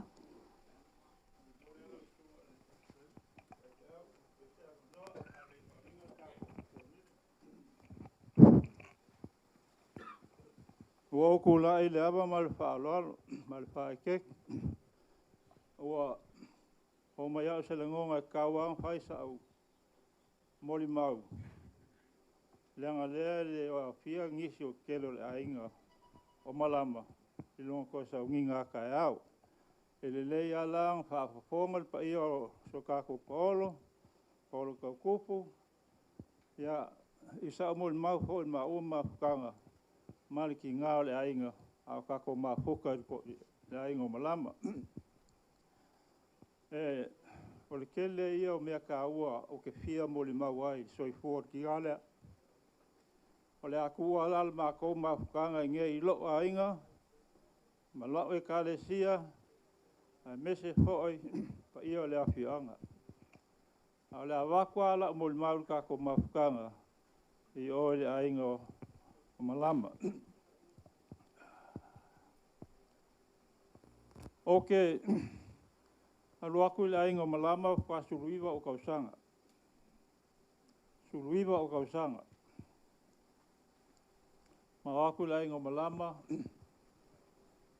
pela ai bonga makua, malonga ainga. O le kala lea lo su makua ki ngā o le tua ia fia. Nga ua maka ngu aku i longa ainga. Le au ke mangkua. Kala lea le so makua malama ki ngā o le tua ia fia. Lama. O whea me ngā mai le ka māloa au leanga. Kala ia lo so malama. Ia lea ia se kala malama o whaia. Sa file mu. Ia e mo ngai le upu fola ele. E uli ia e o kangia. E uli ia e o kangia. Ia inga o ma foka mala inga malama o kaukua. O le kala mai malama longo soifua kup wae. Waluonga kausanga i ulanga aonga. Whai ulanga aonga e longa kama. Kala longa kama malama si o wa finge. Ua o ngā mia se soangi le ainga. Kala malama wa lei o le awalu e whangaluenga soangi aki oilo kama i le kausinga o le ainga. Kala malama o ia o le kaulelea o le ainga. O ia o le kaulelea o le ainga. E mako kua on kua ngange mo ngauso, ya piko ai malama. Kala malama, a alue ka penga hapusa, ka penga se mea kausamia o ngā makua, ya e lunga le ulu, pe ya e lunga le ngiu, maluenga ngā sa whai malama. Whai mea kausamia o ngā makua, kausamia o ngā makua, whamanguia o ngā makua ia malama. Alue whenga luenga keimi ngā lo o kala venken. Usu malama kai a pō, mangawa, o e ali wakia. Ia o keimi ngā o sopole, ngu ule wakia. A e aku whai fo lalo loloa, ngā runga kele ngā malama sa whai kausinga o ngā makua. Ia, o inga ua mga oronga, nō ka mai alu i whaho. Sues ngā luenga kausiai a ua mong makua. O ia malaki ngā le ainga, mese le ainga. Ia alu malama ia ua i whanga luenga ai. Mea lawa ngā sa whai malama. O ngi mama fuka ma malama ia ua i. Ia. Lako po ia ua ke alu i korisi. Whai ula wa o ngā malama. Le i ula korisi. Ia so fuanga ngā mafukanga maliki ngā ia malama. Ma fo i mai loa ia Samoa kausi o ngā makua. O ngai o mga o la walu ni malo sa ili manguia ili maa inga. Ele kemi sa wai wa arko inga. Wa afi e lako i wakia e o ai whanga sa e su aila wala e o e whanga luenga. Pio e whaifa akau. E ala i siaso ngā Wāku alpa ia osolo mai. Alu ko inga, awea o lua afi. Alu lua afi alu whangsa. Ia, o ke ka oko i lunga o vai o le to ina. Kulou lawa. Ua, vai aku malama. Ua kukuru lon tama. mai le malama ia kia ngā oe ale whai a wāu kukulu ai lo kama. Ngā oe ale whai a wāu kukulu ai lo makama. Ia ele whai a ngalo e kia kala lea.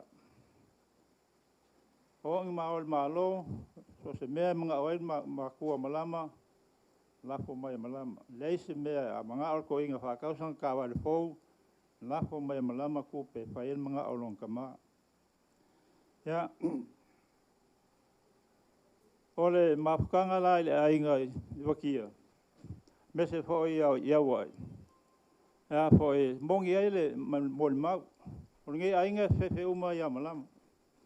Ya fai bel ainga le se ya fo fa ko ia malama pa onga.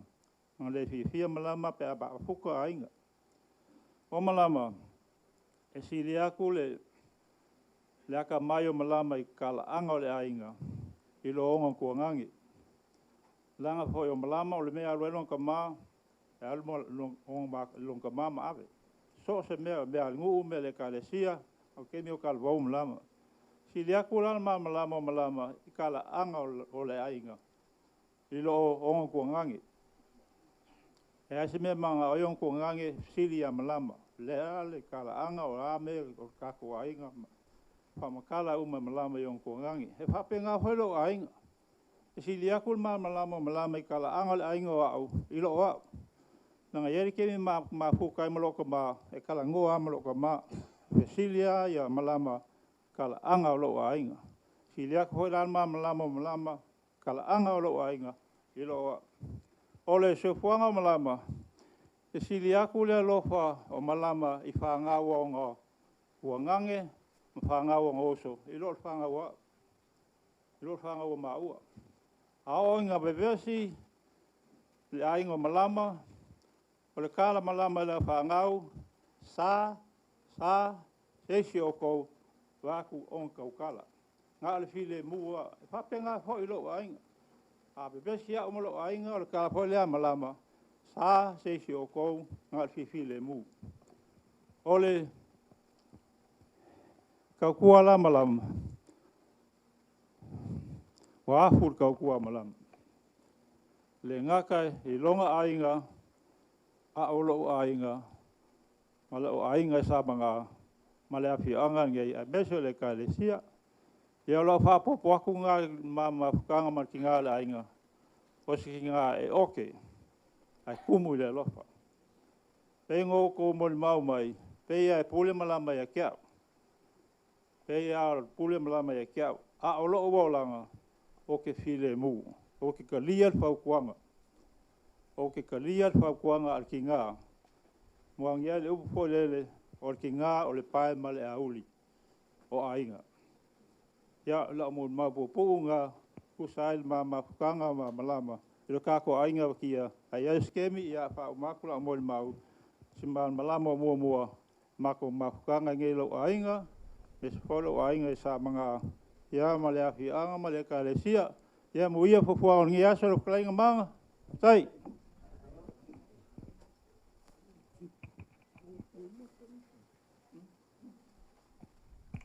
Ia ulaile mi ngau kawai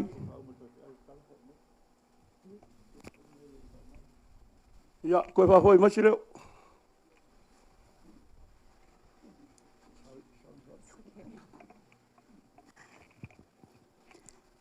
Tato I whamatalo.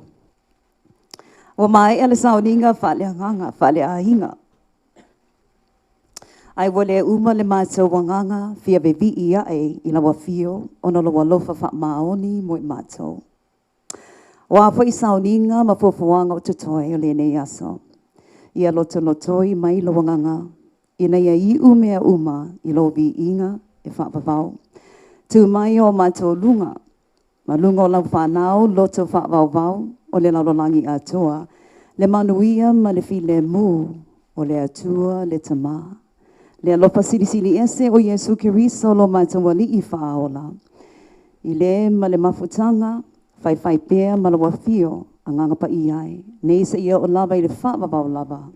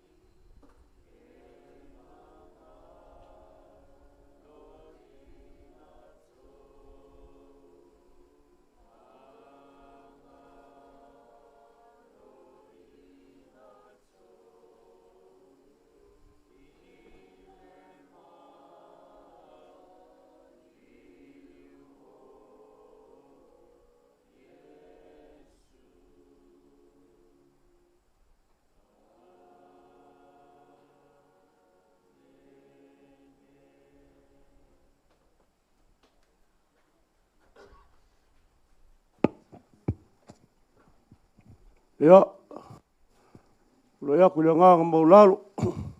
So kui ngai le mapue ngai api e wa sao ma whanga poko mai a wale, mo le mawinga ole. Mo le mau ese, ia kuta fwoi soi fua ki ngai a malama. Mori le ngang papai lau sunga te tai, sunga pepe au. Ia kuta fwoi a upala i au. Ia mese fwoi le pina ngalo le akua, ka wala mai langa fionga pa ia. Lui ai fwoi le soi fua, ka kua pe le kua malong finga ngalo. Ia on ngai maafkanga. Kai o sumako Paul kupu mai wakia, ia lewa. Ka fonga foile, mo le mauale. Ko mai a Fesili. O whaingo whiara ka koloka au ele koe mo le mau Fesili. Le mo le mau Fesili laso nge ia, salonga o alom whaangau ia ma le ainga. Ai ai mga whapea lela ka mwhai mai se kako vai malu. Langa wa vela foile whala ma ata ma o le ale lo fingal. Ia, a umalol vai malu le, ia, kako walok lo mo saunginga le afiafi. Ia, o le ulua isau nginga le kako ngai a malama. Ia, kai inga le sunga le whaife au. Ia, malpa ia le whainga luenga. Ia, mai vai malu.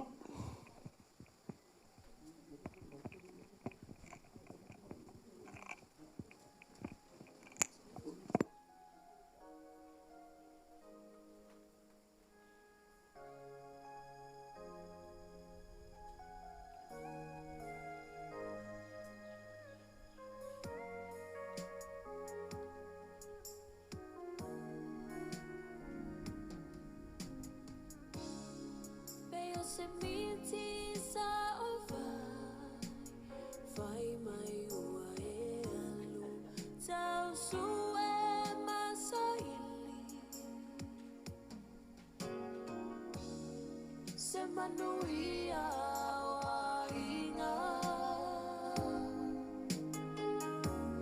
se salotonga o taua ai uilea ua o iloa le ai wa sola le ai se tala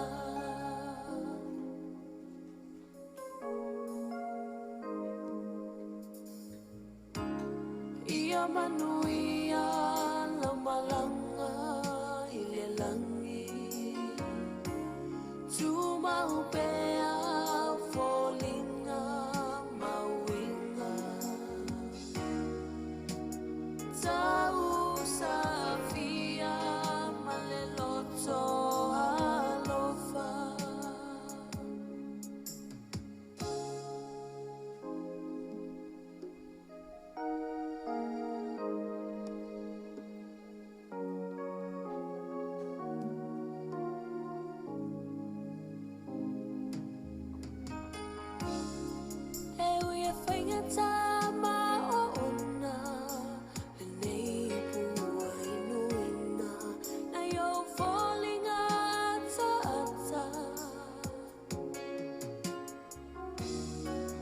tua ile mafutanga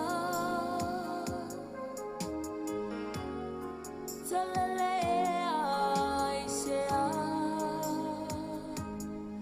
asawia inalu naulelangi lo tofi no fotupu ai fatasi malowali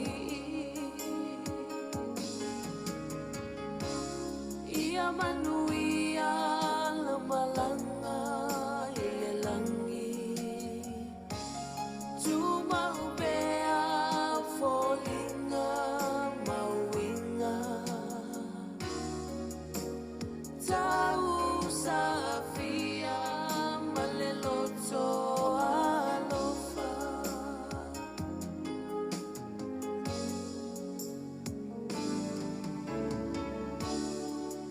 manuia la malanga ile langi tu mau bea folinga mawinga tau safia maleloto alofa tau safia Maleloto alofa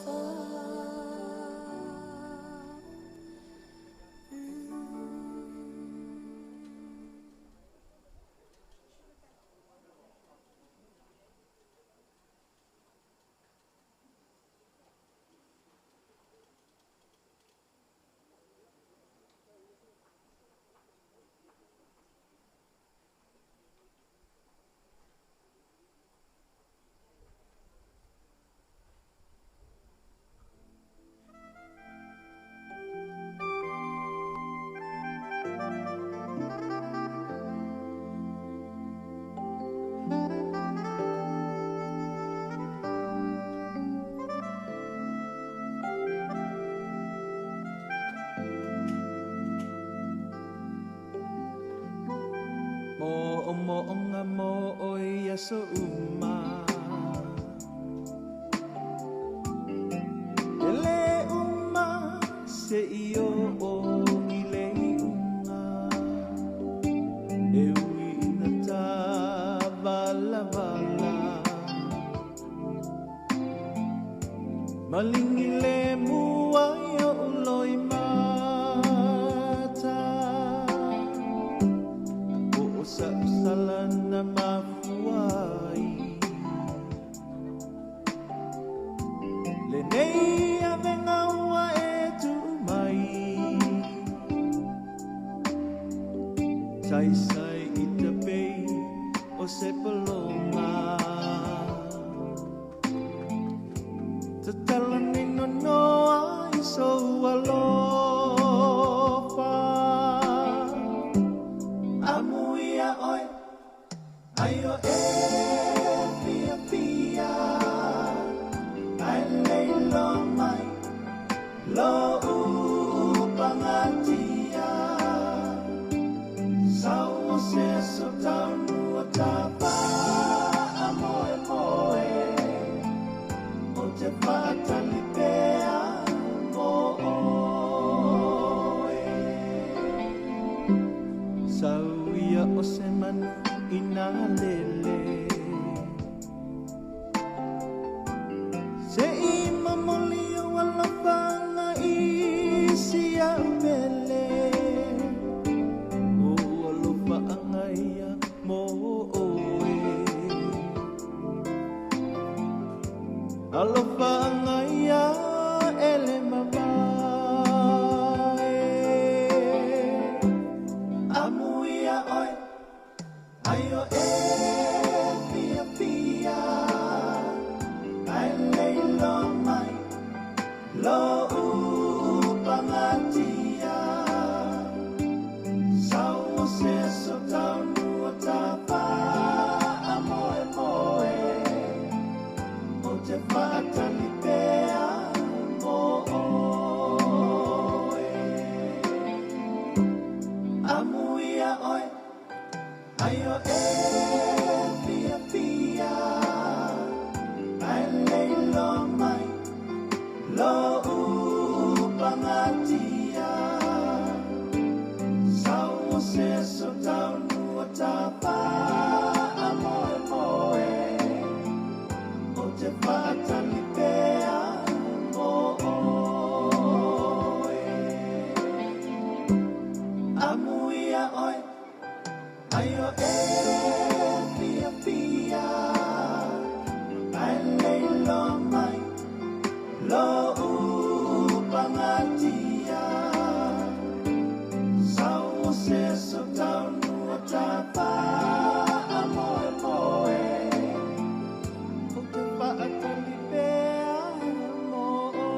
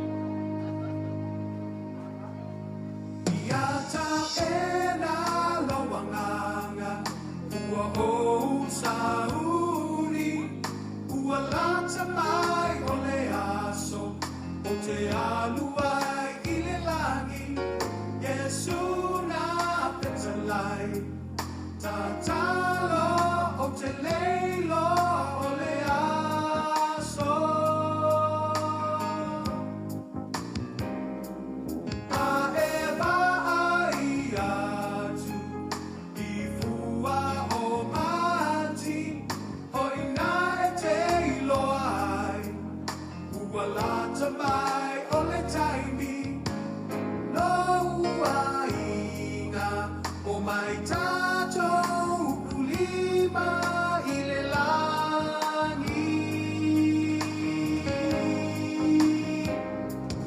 Manaya, manaya le langi, tio ata le sami, sabali lunga o auro, ario matalasi.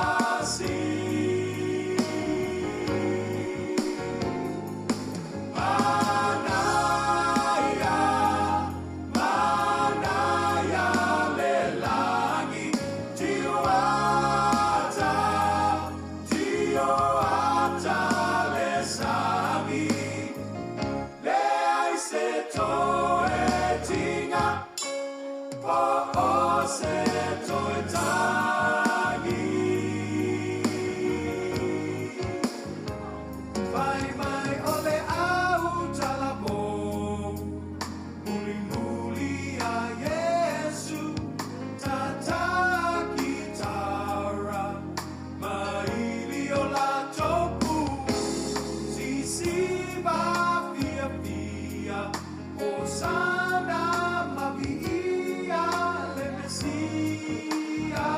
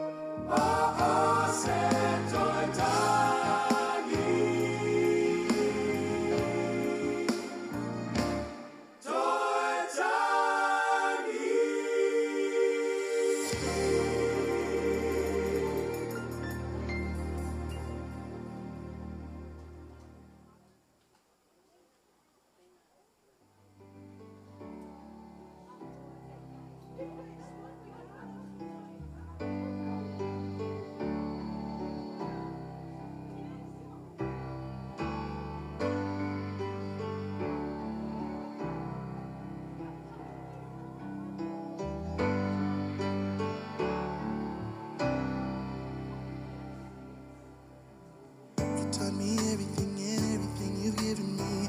I always keep it inside. You're the driving force in my life. Yeah. There isn't anything or anyone that I could be, and it just wouldn't feel right. Never didn't have you by my side. Oh, you were there for me to love and care for me when skies were gray. Whenever I was down, you were always there to comfort me. And no one else can be what you have been to me. You will always be, you will always be the girl in my life for all time. Mama, mama, you know I love you. Ooh, you know I love you, mama. Mama, you're the queen of my heart. Your love is like tears from the stars. Mama, I just want you to know, loving you is like food to my soul. Yes, it is. Yes, it is. Oh, yes, it is. Yes, it is. Yes, it is. Oh, you're always down for me, have always been around for me, even when I was bad. You've shown me right from my wrongs. Yes, you did. And you took up for me when everyone was down on me. You always did understand. You gave me strength to go on. There were so many times looking back when I was so afraid. And then you come to me and say to me, I could face anything. And no one else can do what you've done for me. You'll always be, you will always be the girl in my life.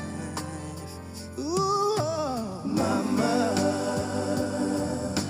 mama, you know I love you. You know I love you. You know I love you, mama.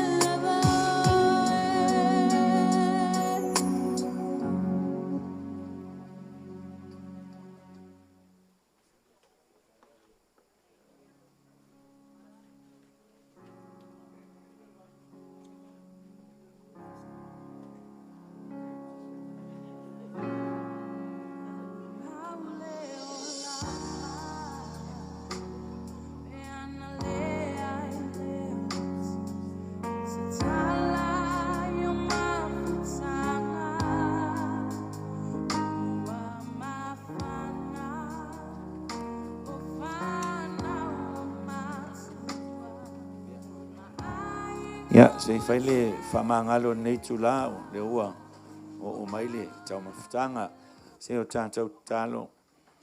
Toi fo i alevi inga I lau fio le nei tula fa I umalmanuia le sauninga fa le ainga pe na mātou whenga iai. A nei tula fua lo walofa ne we e fua I mātou le nei tula fiafi. Mātou talo I fa pena ana e fa pa iaina. Mātou talia ina ma le anganga whaaftai mana tua e pe Yesu mai whaoratanga na ia ta pena ina. Whamanuia I ainga na lua I tu tele mai tu taulangi sau nia nei wha moe moe. Ia mai se aina mātou wa ngai atu le pongsa e mai se leo leonga le po. Tano ta ma futaina pe mātou e lo lava ngapa ia. Amen.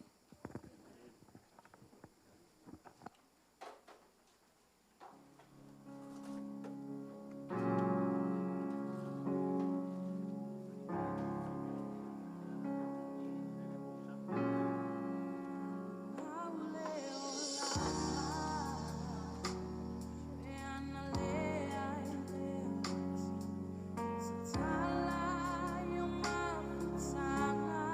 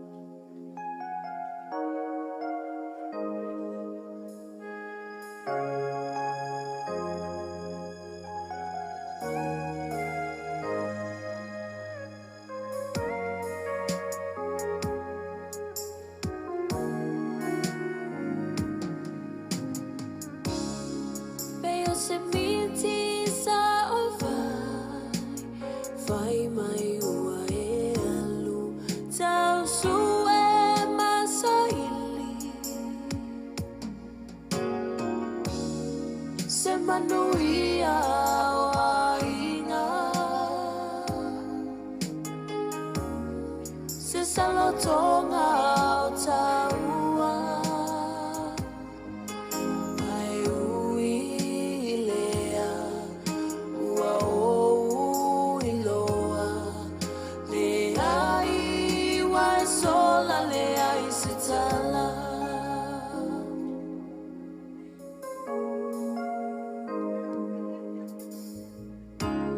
ia manuia la malanga i le langi tu maupea folinga mauinga tau safia maleloto alofa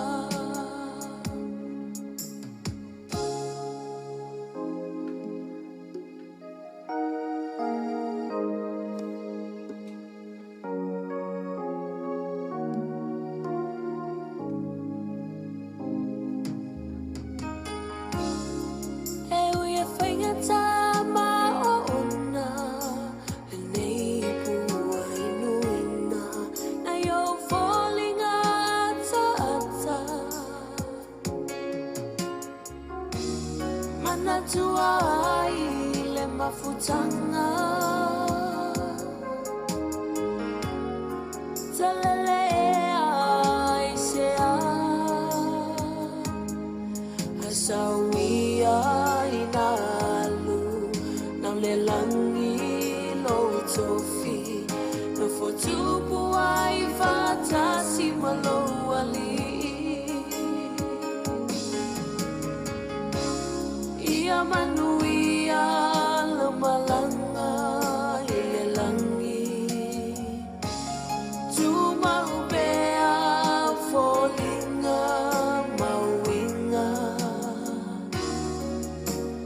tau safia maleloto alofa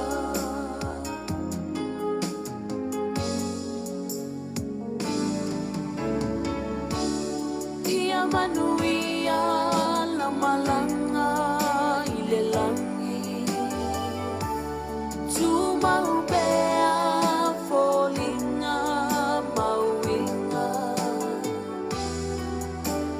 tau safia maleloto alofa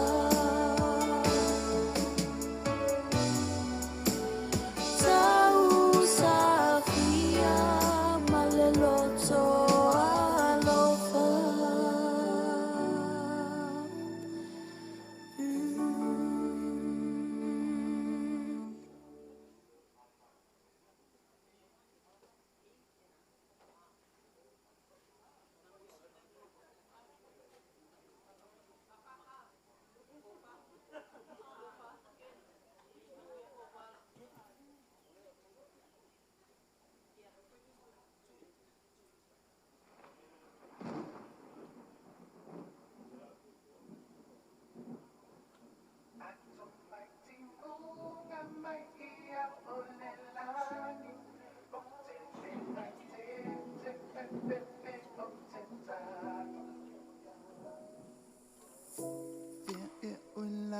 Benina tangata le melo fasa au mainga Wai toi mo atu atu ngwa manilango na tutui matinga I say ngwa onwi numai ai ilene iku uma ona Fia ilo seba kofo etine ai olene fangata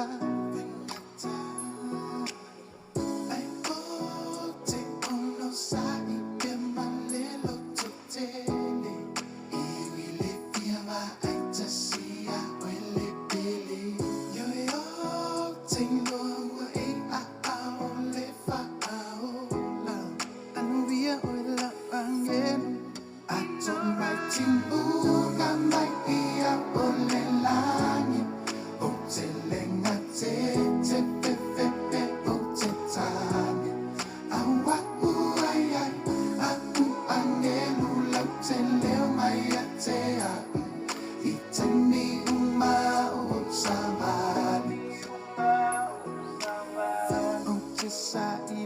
oi le pele I au mapo e ui ua e ar o te te fia whaalongo tasi I so leo ma opo ia te oi leo te ala e pei o se miti a o umoe lo fatu sama lepe ina ua o ilo te le te va aia ue ya so umaele ano amai o se failo o te ilo ai o lo o e ai pema uile ne taimi ato ai o te ono sai pema lelo to tele e wile fianga ai tasia uile pele yo yo te ilo e a o le fa aola anu via uila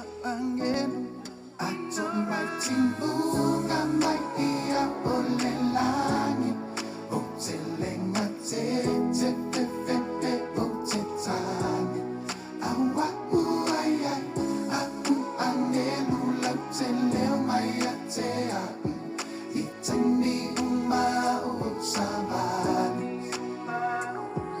A whai whoni le la ilona no foanga o kongi sai uma o le nei foanga e le umio na mo atu mai le vani mo limo ai te fo I mai o ia malama mai mau te anga whapenga le kako nei malanga e iu malama o mea I le pala usope eke maua o le poko ma le oa kau ke kau whai whango uma I le ala e le ai o se mamapa wa o na o le lale tino e manino e ai o le anganga na foa I ele e lilo le ola e whapapau o lo makaui o lo whakali mai mo e ma se tilia a wale tangi I nora pepe te le I sola na foa I mai e ia mawhafo I oe I a au o le whaola whaalolo au apa au ma e kakalo mai e mangu ia le ngei wholaunga mau ki finga au iai e ui lavanga e savali I le vangu o le atale oti e tele fefe I se me e tasi a wa o lona la au malona to o to e wha la angelu I nora ia o I le langi te ono sai pe malelo te ono sai pe la mea le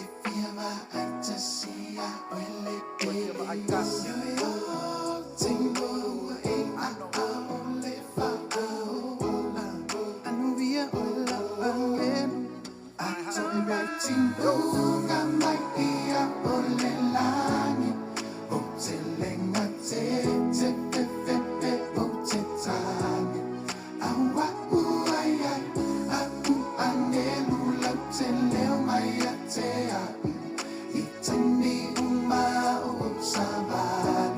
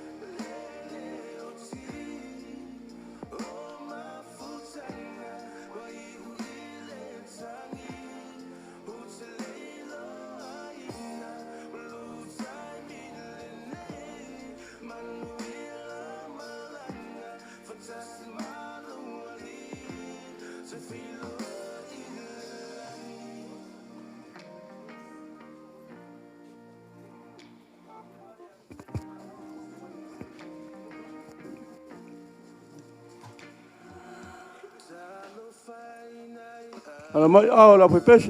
Ala mai lela makal kako. A piafi.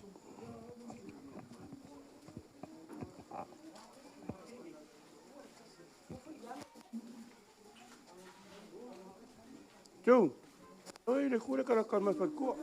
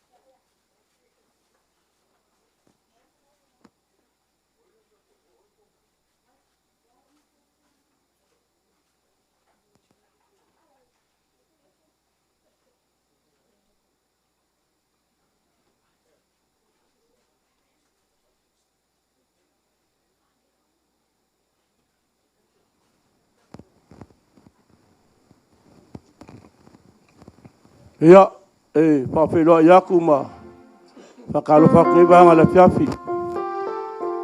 Maru kako kalesia, maru kako mawhare nganga e mese fwoi nganga ruenga. Ia fwoi pisenga o ao, fwoi kua. Ia mese le lasi o kako kalesia gis fwoi o mwhaianga. Kako o whanga poko ngea piafi, ia na wad kako kaulanga loku mar kako ngaya malama. Ia lea kua. Kai le kua ia hofo ngia fiafi kan pasol piko le kai mango ko kile masang ia ia le kua ia foi le kulonga langi ia ka ko sira fa ia le maoka e fio le usoli ia Fesili kalo pa kwai ma ko pa le nganga ia ia nga ia pei malolonga ia fa silinga malosi mo se malos fou ko kaliu mai ia leu a vele mangu amlama ia leu ka ko sila fai vi ia le kua ia piapi ia ia manga ko manga ia la kua klo ka ko kai sa nginga ia wa ka ko kaulanga ia fiafi ko pa uma sma ko upu ia pa mai ka ko sa nginga ma le kele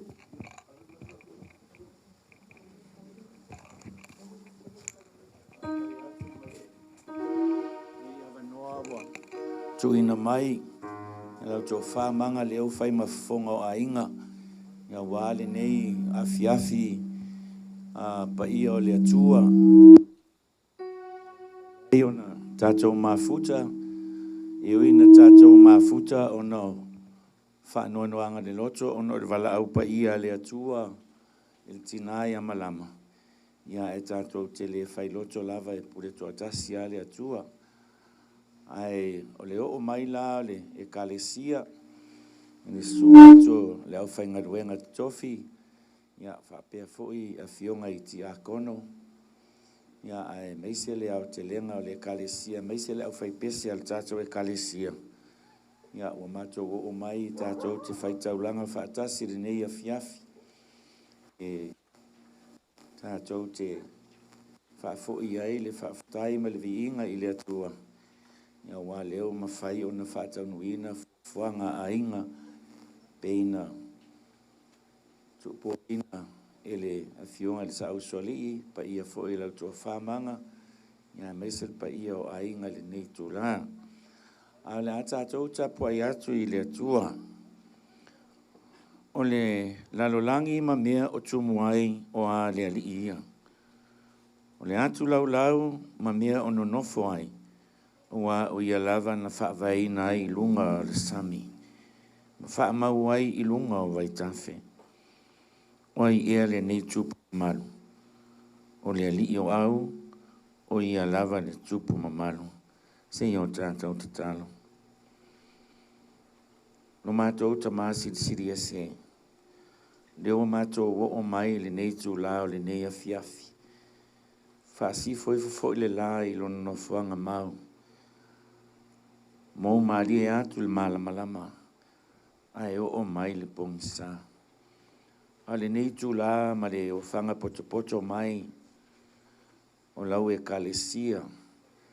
Pa pea le paia ma walunga o ainga I tū te tele mai tū taurangi. Pa pea le afionga le sausuali I a Fesili ma le nofo alo. Ua mātou o mai, wha o mai fo'i, wha mawhan whananga. Ai mai se wha mai senga, I le tamā ma le ainga, ia e mai se ai le nuu ma le kalesia. Mea lea mātou te wala au I le nganga pa ia fio maia. O ao mātou pesenga o a fo'i, upo la fola ina I mai au a fionga. Ia maua I mātou le mawhanawhana ma le file mua mai lau a fia. Talo le ala atu ia Yesu Keriso le mātou ali I mal whaola. Amen. A mai el pese lea, o na tu ina atu lea le avanoa lea, le sunga lea oa o ia mui, e fonga ina tātou talo sanga I le nei a fiafi.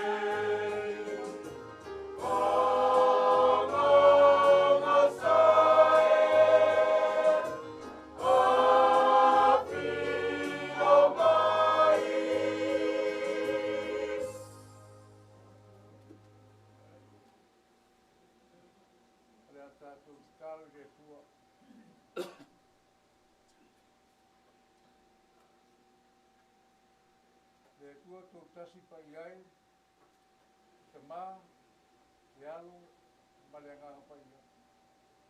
Ola o fio lava na e whaia le langi ma lau langi. Dou lawa mata i sau. O e sila sila iai o le rei mātua toa. O la iai lava leo mai lava le tei lei.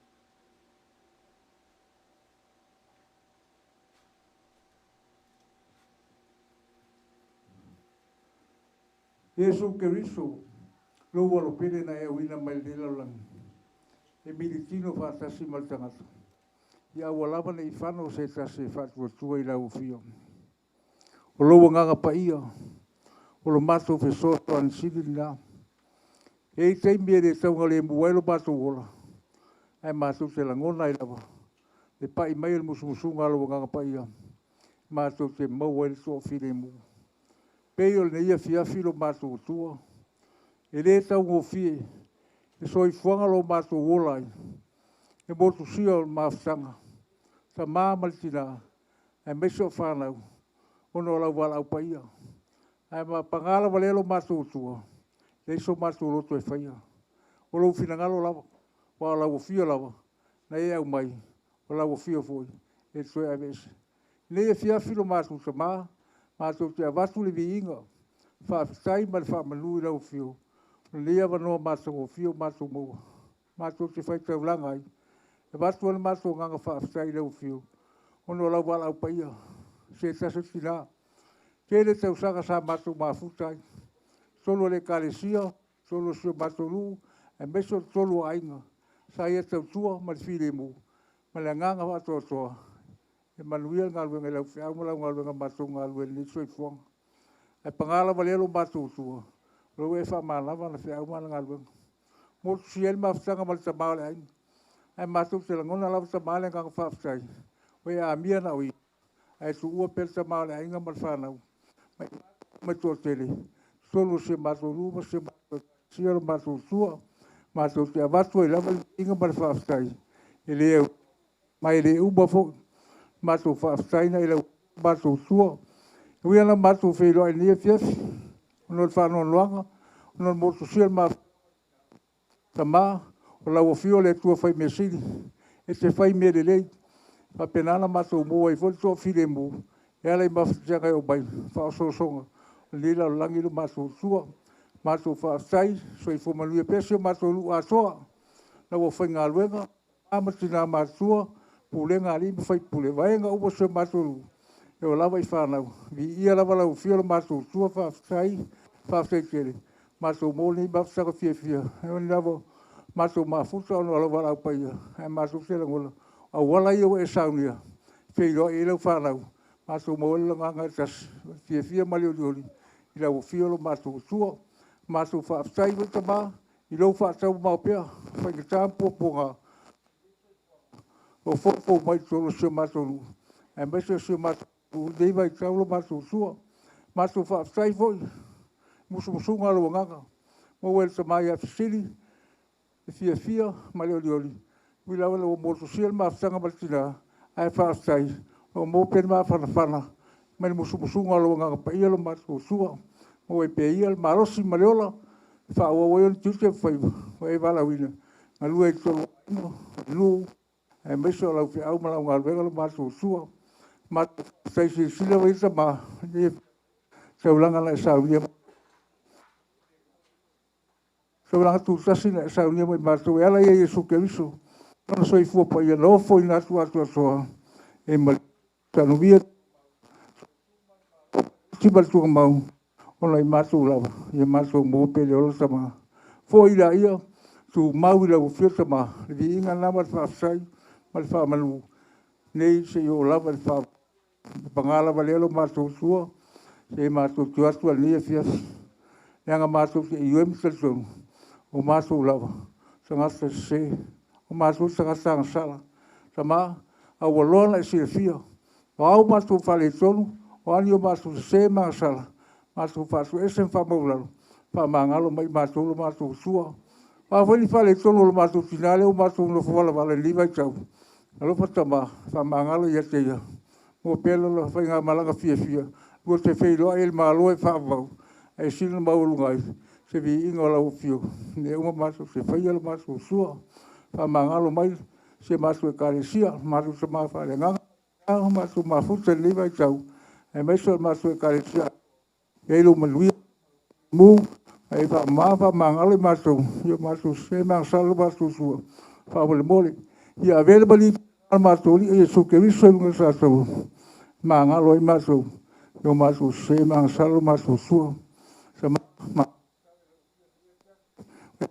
mai fa moe se masu e karesia masu e masu e le fa ma fan falanga wa fo nga ubala mo nei po e meso nei va yaso fo nga la fenga ye lo wa le so ai le masu vai fa so mal masu le so fa mai se fa ma fan falanga se mai a sili mal pa yo ai meso so fa ya manga pa yo ai ona ma sanga mo sia mal tinale ai ma Ola wo fio lava matou so manga ye. Pea o mai feng tampo po ngali so ifanga. Ele wanga le. Wa fu fanga mo le peso. So ya sol matou sina. Paste lu me uma. Lo maluia. Lo file mulo matou suga. Le matou salo le tamania via. Paste se telo talilo e matou loto. E fai lava lo file ngalo. Wa lava mo matou paste wa. Lo sua fai tu.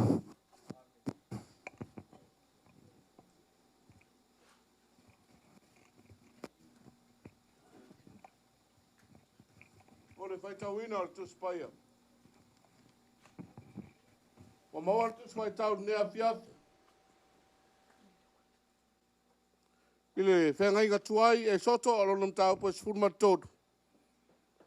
O te vai tau ina le vai upo e lua sa furu. Te ia whangata mai le lua sa furu ma le lua.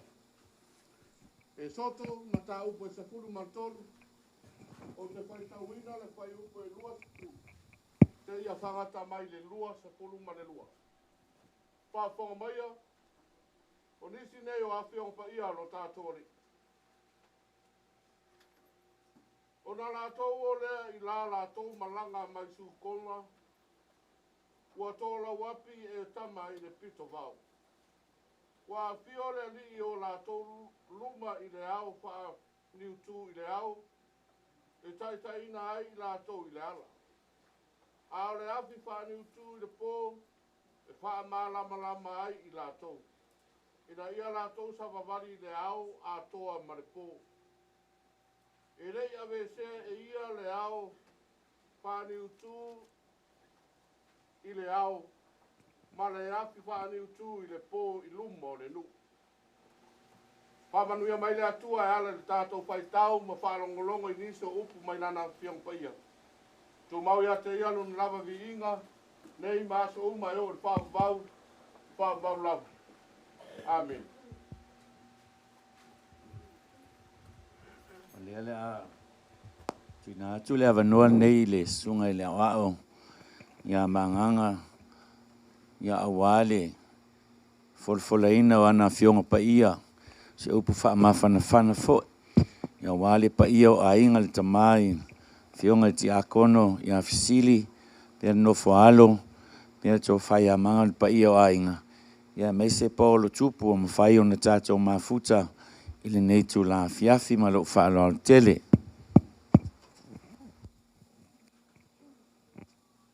Test.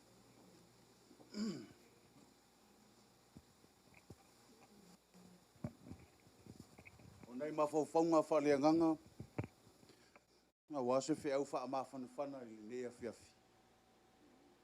O le au wha ina le whai upo e lua sumantasi. E au tu yesi wha malosi mai wha apero na whai tawina.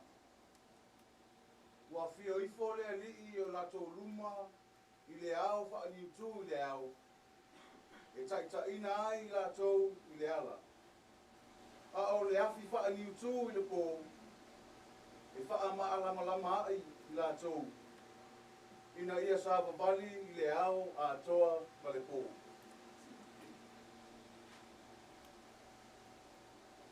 Tala i le tukua o ai kupito i Israelu. Tala i le ave ese ina mai o le nuu o le atua mai le mea sa nofo polonga ai. Le nuu na tofia ma filfilia e le atua e whaimona. Le aua ta pena e le atua lona lavea ina. Ma ta upu sa whaitau ina. Le whatoa matu lava le mala lona se fulu. Le ana whasi o tia umai unu matua lai kupito. Va venga mamana le atua na sopoloa ile whasinga na angelu. Ma mata nga ia tuai lea I fafo le nu. Awe ese mai whaingata. Au lea foi, o le asa unu e toe, ke sa ngai ma whaingata. Whai mai e sotu. Na mawane malo longa lea le nu. Ina ua ho ane su toka. Ai pe tai o le nu a soane ai o e tama. O le pito pao lea e tua o iai ai ku pito ma le toafa. Ave ese mai ai ku pito o na o le sauwa ma le polona. A o lea foi o le ato e fetai iai ma uru fale atu uli whaingata. E mese le vevela o le toafa. E wha uta e tato atua soifua. Lea lofa tai tama tato atua. O lea lofa e tau muri o lea li. O lawa I whaingata. Ina o sabalia e Saraelu le mae a o le toafa. Ai whai mai upon matua o le nea fiafi. Ua fio ifo le alii o lato luma. I le au wha ni tu le au. E ta ina I lato le ala. E au le afi wha ni tu le po. E wha malama mai I lato. Ina ia sa babari I le au a toa ma le po. Le atua lofa na te le tu la fwai o na tangata. Le atua e au wai le ngā solonga o le ola. E tai o tātou wala mwha amara malama. O lawe ma po uriunia o soifuanga. E mua au, muri au le atua I lo tātou ola. Le atua anga na o le winga o le upu e soto. O le exit. Lona winga. O ati ngā wa whainga tāma pua ngā. O na o le atua, ngā te mawhaia, o na le liu, ma ave e sea. Ma whionga I luso li I Fesili ma le whanau. E le tau mate le ave ai o tinaya Malama. Ma ao whaani tu, ma le afi whaani tu. I le lo mawhitanga, le whanau marau aina. Alofa whaatina, na ia whaatonu tonu ma whautua. Na ia tausi foi ma pui lau aina. Ina ia manuia. Pae le whanau ma aina. Ina ia lei. Ai aso e tasi nā o ngata ua le tusia e soto. O lo whaamanatu ia I Saraelu. Ia aua, le ingalo, le alofa lawe ai o le atua. Le alofa e mau ai le file muumel maa whanawhana. I le sosoani mai o nona anganga. A o le whi au o lo momoni mai ai. Whai mai e soto. Ia bea fwoi tātou uma. Ma au whaani tū, ma afi whaani tū. Mo a inga, nuu, ale ka le sia. E momori le nganga o le alofa atu. Lau sunga ti a kono Fesili ma le whanau. Whaea inga iona tūna lua. E uia I le papai mai o ti ngā o le oti. Peitai. Lua wha maru pēr I o tātou runga le au whaani utu ma le afi whaani utu. O le atua lea. E uia I le matui o mawhitanga e motusia I le oti. E tafi e sea, ma ave e sea I le atua pua ngā marau. Le au ma le afi lea na toa I le maunga o korokota. Na maru ia ai sa tau e ala ia Yesu. E ui lawala na maliu ai le lii ma te muia le oti. Ai pe tai o lon toi tū manu malo. Ui a au maia ia te tātou le wha moe mauti noa. I le ola tala atu o le oti. Pai upo le pese le ala usuina e fa mautu as fe au le fiafi. O lo malu mafala. E ola e fa au. Le lo fa na le tua mo o ma. Ina ye le fa no se tasio tato fa tu tua ia te ia. Ai mo le ola e fa au. Fa au lava. Amen. Na ole na wa te atu se matu palpala upu wa fionga le atua wala mai lana au na sunga le awa o le nei tu la fiafi momoli atua i se fe au mau wai pea wha ma whanawhana mai wha alo te leina pea o laua fionga Fesili wha pea le no alo pa ia fo i o ainga lau tō wha manga ia mai se le tātou nuu ma le kalesia o se whaau le nā e whaalotu tele nai tātou, mai a tātou maua i pēa le mawhanawhana mai le atua. Ia wā o nā lo whamatala i nai, le anga le lei ma le alofa o le atua i lona nuu ia Israelu. E whapena fo i lona alofa le nuu le nei o maswhau. Mea nā whamalo whaftai atu i lau sunga le awao, ia mo le upu fola i le nei tu la fiafi. A lea la a usu atu le pese lea, ia mai ale vi inga leo le atua ia ona faile le talo fa manuia ia mai ale talo fa manuia ia ona fa solo tu ala ia no mato fainga leo ale kalesia ia wale nei a fiafi tato mafuta ai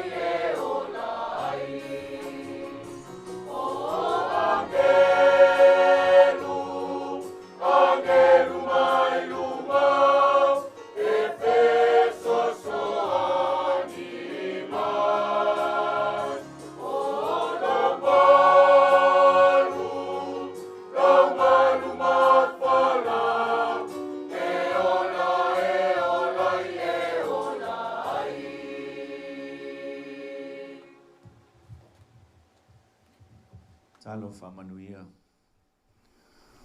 Lo mātou tamai o le langi. Le o whai uina ma le manuia le mātou sauninga i le neifo i tū la fiafi. Ai mātou te wala au i lau fio. Whapenane e whamanuia mai. John wale nei a inga. Mai se le tamai a Fesili ma le nofo alo. Le ngata i lea le tō whai a manga ma le paia fo i la a inga. Ai mātou te whaafutai le atua. Ona o whai umal manuia le nei wha moe ala lea ia mātou talonga. Mātou whaalongolongo fo i au a fionga. Ai mai se le upu fora fola sa ta pena ina i lau au auna. Ma wai pia i mātou le lotu tele. Ma le mawhana whana. Ma le file mu moni mai lau fio.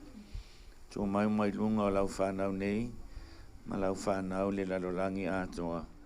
Le manuia ma le file mu mai lau fio le atua le tamaa. Ni alofa sa ili mai o Yesu Keriso le mātou ali i madwhaola. Ai mai se le mātou mawhtanga whai pia ma oia nganga paia. Ne i se iau o il whaavavau e whaavavau lava. Amen.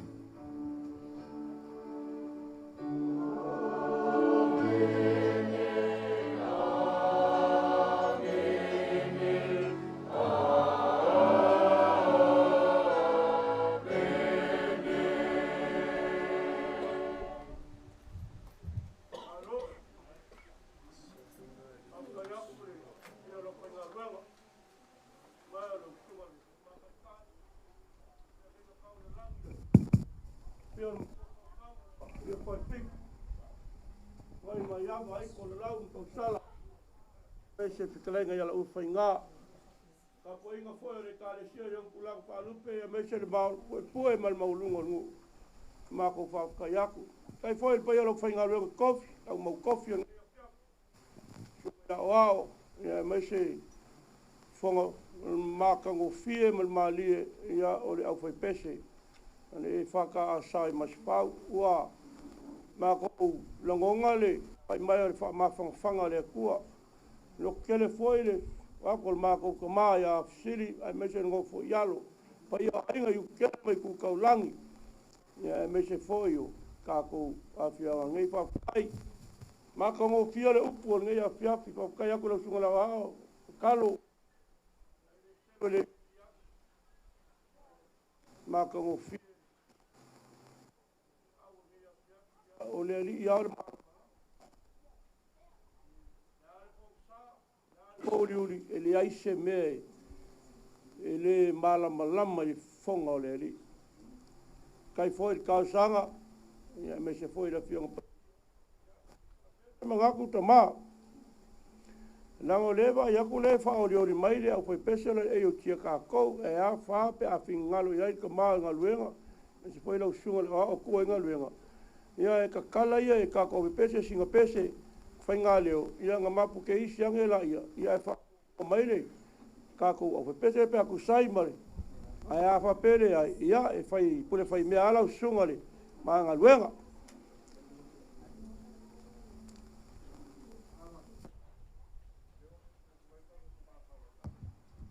A whai merek whingalo iai, ioi, paua lea, era ulai sunga le whawhia, kai ngamar whakua male au pese. Ia e sei whamoko aku si vaenga lea. Mako ore whare, mako ka poi me, kukule mo se karesera. Ia. Koe whawa lea. I pau makura me la ngala ka poi kumuri ka maa mati ngā. Nga pa pea ai. Ai sei, makura me le kasi. Kumuri umi pe, kumuri kumu. E whai ngā leo, lea ma kumuri whafo. Pakari me, a sei mai ala. Anta ma. Ioi. Ke wama koe o mai rei whai leo. Oh ya, manga.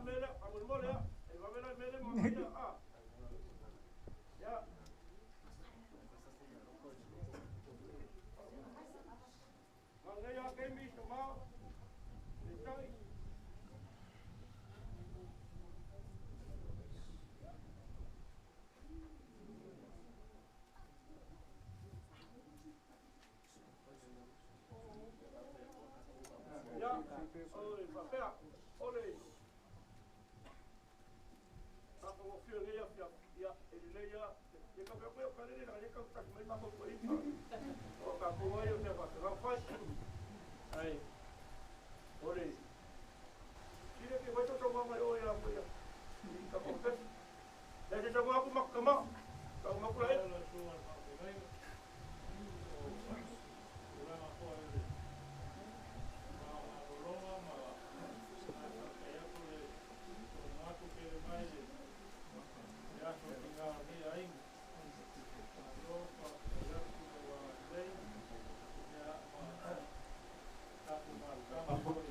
Sia.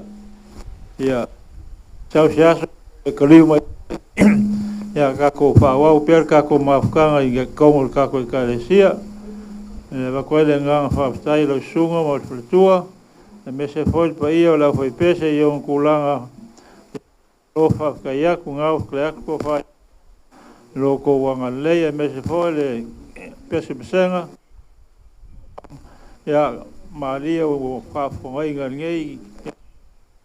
Lofo malea kua ia pamanguia le kua lau sunga whawhengainga mawhatua manguia foi kulanga kofi lau whai pese ia i manguia kukuanga koa ngia fiafi whawtai ia o rea ai whawtai ma ia e le fōl mawhukanga ia e fōl fiafi o wala tō le kofi ngai fōla le kofi ia loko ngai ia ia sirima ngai ia ngai ia kei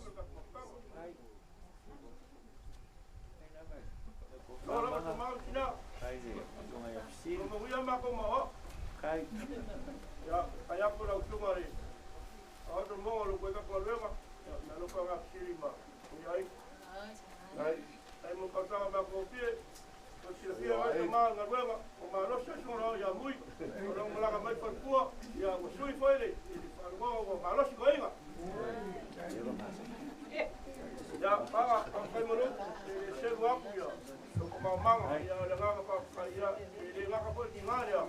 Ya mo ka ko mo la fea a be pese ele uma ka ko ngwa ko fa ka ya ai ka wa mai ko ya ole ya lo ko ya siri ma manga ma ai ya ni kai mi ka ko pese ya le fa la ma ko ta ko ma ka li fa ko ma pa ni le ko ai ya manga a mo le o ka fu lo so fa le ku lo vale mo le usa mo ka ko ka ba fa le kan ka sa mo i le ka lo ka sa ba ko ai ngo le nga fa lo Perea, famali aku. Le la ka foi aku le me alo fala foi pese mala o calvo. I le walva la ole ko ka nga auva. Kol wa pese makuolo. Fa mo le fa mo kaio ka kolo. Ya. Le la ke aku me alo fala la foi pese ka pese male malo la foi pese. Ya va penga foi le preskenge malo la calvo. Me alo fanga mo ka ko kinga ya malama mo nga sofia fia. Ya, sama ko fam kalanga le banga. Ela uso gloma ko pese kolu. Mako wolo. Ai logo. Oi. O wan ko pese che rush ful kolu ya. Ya.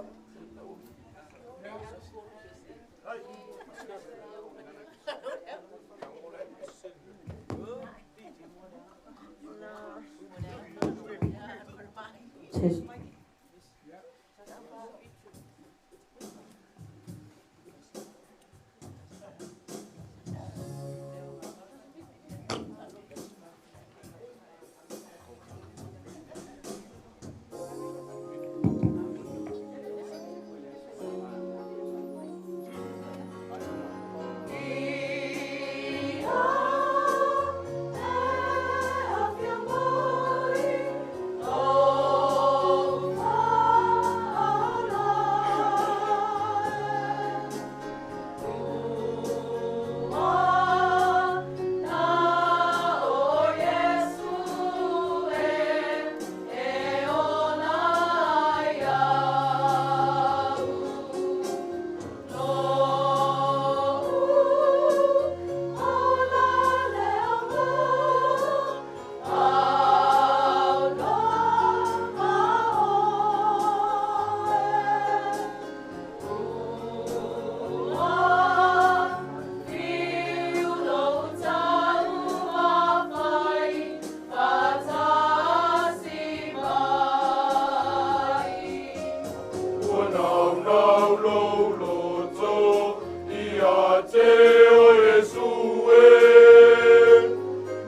Thank you.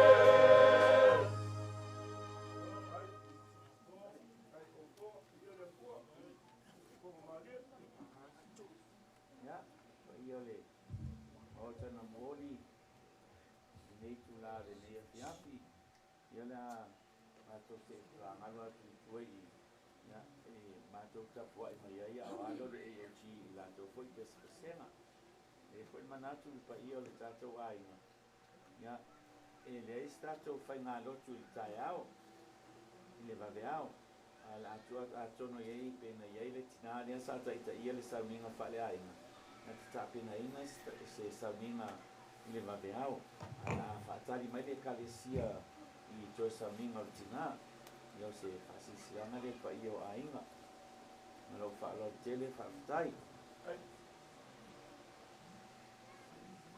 ya ngari bang lo kusira wala kare sa wa ko kamaya ala ko se kwangat Testing 1, 2. Yo mai que careciera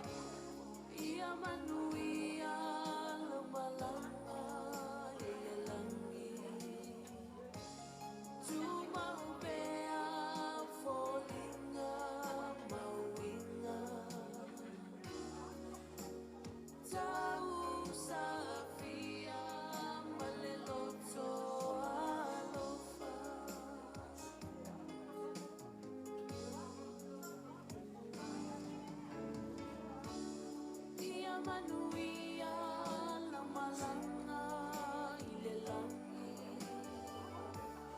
Tu maupea folinga mauinga.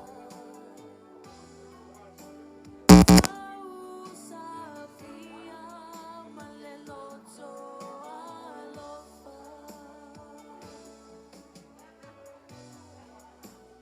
Tau safia maleloto alofa.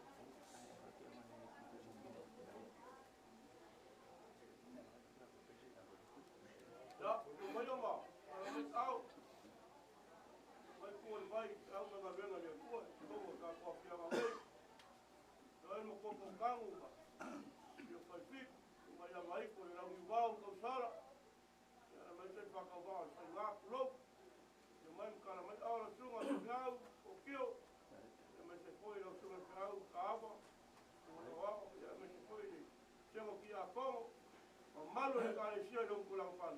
Ya, kemen kalau mai au. Halo lama. Venga, venga. Oi, sorry. Ai, mengaku ni fiafio si ngaku aku mau kawan ni banga mesti boleh sumai yang ada sorry ya sini. Mesti boleh pak ia mau lungan naik kuat ainga.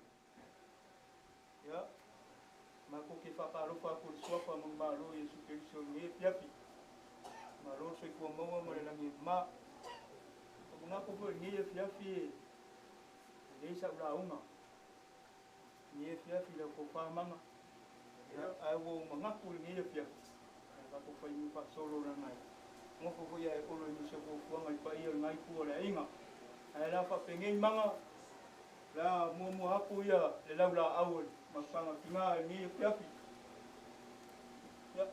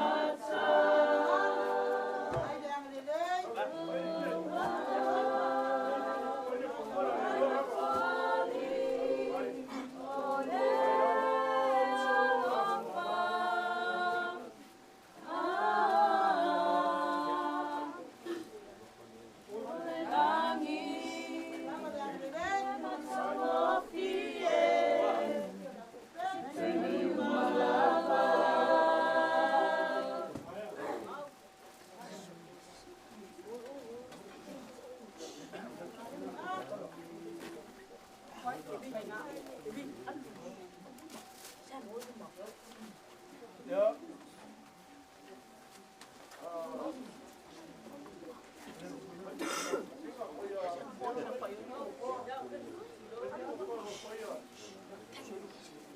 O mga kulinge piapi ko kamanga ngai ku ka ko inga wa mau ku aku se laula awal makankinga ngi piap moli moli aku se lengi la di maselau kala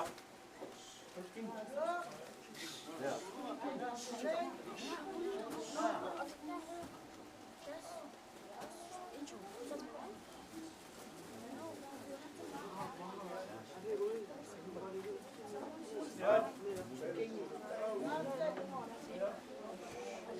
ya ko fa manga me se foile ia ngai ku ro ka ko wainga ya sau se kai mi unga pa uma ule so ma ko pang kalanga ngi pia pia ye mangaku male la ngonga ole a ma ko sa ungi wa se ese fo ye langi ngi ye pia pia moli moli ya ko ye ma ko lo pa nga kinga ya ole sa ko si ali le yo ngai le so li sili ngi ye pia ya nganga pa lo pa kai alo kai tau nganga lo tu la ya ko la tu ma ko ya ko lo ko fa ko la ya lewa ma ka wa ku ya ko si ma ni ya lewa apa lo ko ya ko ko la ko ka mo ri ya wa lo fa mo ri ma ya me ko la au ya ga ma ngwa ya ma ni ngo ko ya me so alo ka no ken kai ya Gemi ya untuk upaya sama bukala, ayah lu ya lu kau malu malu ya lu kau kau bergaya siap.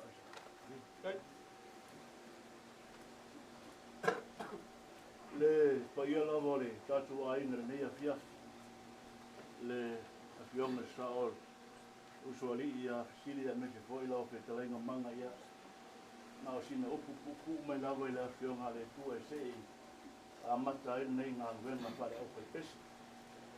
Ole salamo le atavita mai ole atua ole tato maluia malo tato malosi fai o ia ma so soani sili puo nga ole me le tato tele pepe ai e a fali liwina le larolangi malu luina maunga i tonu ole sami e a ta lidi ma so wona suasami fa nga teti na ai mauna i lona mawalunga Salamu nei a tā vita. E mai a ia o Iehova lava ia o lo tātou malu. O Iehova o ia o lo tātou malosi. O Iehova o ia o le tātou atua e te sosoani ia i tātou. E mātou te rei sauni atu se ngā luenga pale au whai pese. Tau lavo a sina upu mai da fionga le tua e wha malosia ai i lo tātou ainga nei. Kai mi whainga tā o temi e le whaingo fie. Te me o mai ele ngono le vai ma la ngono le o tia le fa no no malitina. E fai salamu lava ia ta vita fai mai. O ia o le tato malu. O ia o le tato olo. O ia o le tato fisoa suani sili. O la mātou te talo. Anga le leile tua o le tua lava ia o manuia. O le tua o ia o le tua o wha mawhana whananga. Wha mese atu le te maa man whana o pele. A mesi le kātua inga yona i tū ngalua. Ia ole a whai ua tuai le mātou ngaluenga. Ole a mātou saungi atu mo nei pesena. Vea nā ma vaila au mongongi ma fuala au mātou mo fie. Ia o tō loto mafutia. A mesi o tātou wanganga whawa o wau i nei atia. Ia usi lau whafunga. Le tamo whainga le Ecclesia Assemblies of God.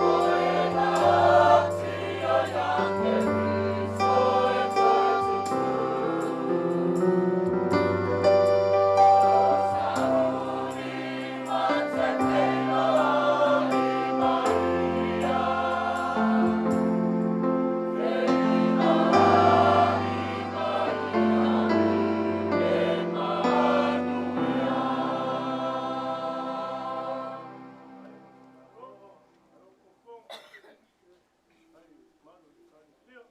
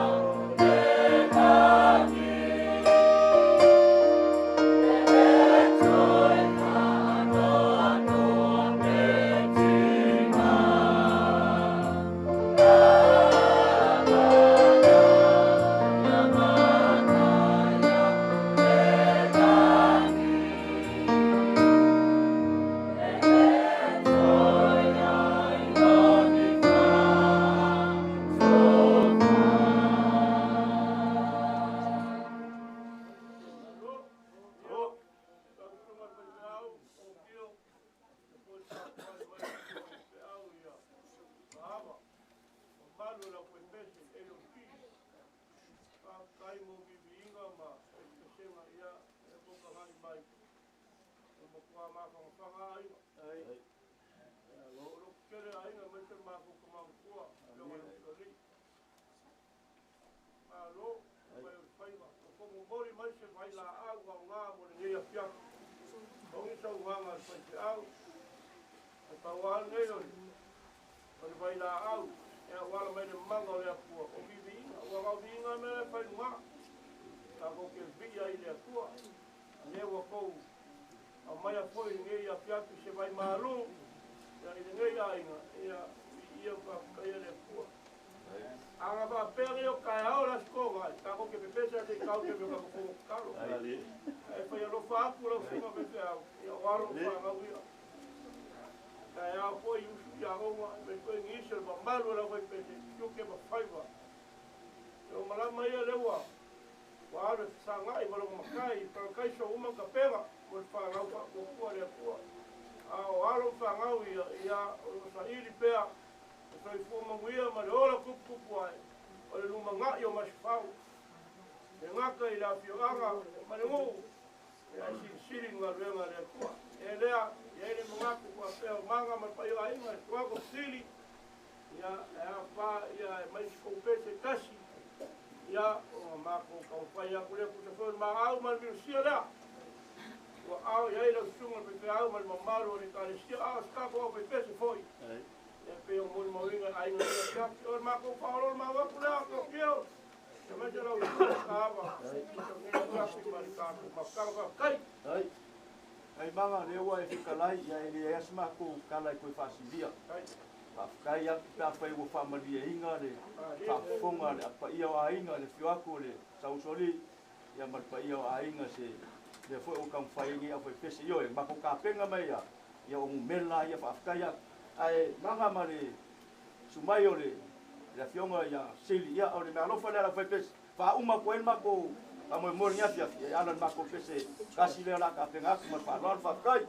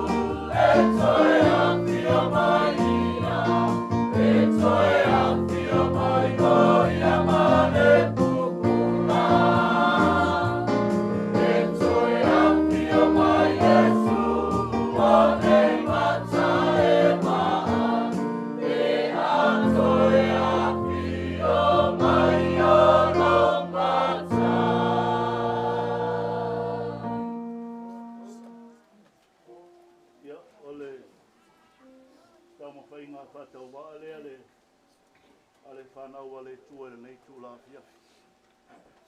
Malama Fesili ma le whanau, a me se fōi le whetalainga le tua ia manga ia, le mātou te talo, ia le whamawhana whananga le tua, ia o tō loto mawhitia, a me se fōi o tō loto whawawau. O le mea ia, tātou aweriwi inga i le lii, ua mapu atu le tātou tina, le no whanga sili lea, e no whanga lea o tātou mōri mau iai, mo tātou mo iai. A muia ia, e pao le mea, o tātou nei o ola matatoi pēr, ia tātou nofo sauni, ia wā ei pōle teinu, e walau ina ai tātou tai tō tasi o tātou matai. O le mea lea la tātou whai, waira nei ngā luenga, se tātou te talo i nei tū la piafi. E matongo fie lava oe Iehova, Iehova lava oe o Iehova e nā te wha mawhana whana. Moni lava upu au a fionga le tu e matongo fie oe, amu ia lava e whano noa ua e wha mawhana whana ina i lātou. Mātou te leitu uara nei no whaunga mana nei lau ele ele. Mātou te whātangi sia le mana o lau whau unga, e mana lea o le wha mawhana whananga sili mai a te oe le tua. Ia pēnā na pai atu lo mātou ta male whanau, a mesi o lo mātou a inga i tele mai tū taulangi. O lo mātou ta talo ia iai au whamanu ianga, o ani whamoe moenga lo te toe a wale asa fōu a tai au. Mātou wala au le ie au noa malawa fio, e mātou te le mawhaia se mea. Mātou tu ua whore nei no whanga le pō leo ma malu mai ma ua whainga tā le tua. Tātou malawa fio le nei tū la fiafi. Mori o lo mātou soifua mo lo mātou wola, le asa fōu a tai au. Pe atu sa ai ma lau lawa fina ngalo lo mātou te mā. O lo mātou wala au le lawa fio e nei me uma. Tu mau mai o mātou te ngata le alofa tu no oe lo mātou o tua. Ai meise le mawhtanga lilo ma le nganga pa ia o lawa fio. Nei, se o e whawawau lawa. Amen, e ma amen. Alo, ia, whangau, ni mai runga whangau. Lalo e leina tua, lalo! Leina tua! Kala au ka ngau pa pui, e tako mere a, e leina tua, whakatua ni mera laku me hai e kakau, whanau. Mai lolo loko, lako lolo me hai e kakau. E ka mesi, e pisa a pureo.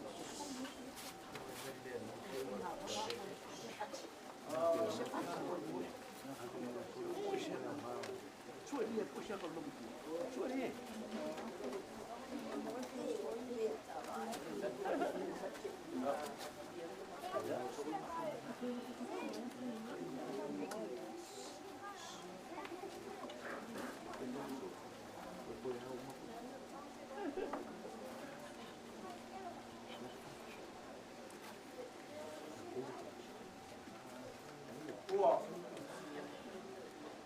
Aleole ngā whakai, i mai ngā whiaki, i a kore tori a Fesili. I le ngoko i alo, i te whai nila ingo whakawaa. Pere mai kukau lagu, i mea whiaki mai whamuroro mai. A ia tāku e kāne sia maisa lau pai pesi, tau sungai. Kei te au, o kio, i me te koi lagu o sungai, kei te au i am kāwa. Ia whakatale e te whasimunanga man ko whinga rea kua.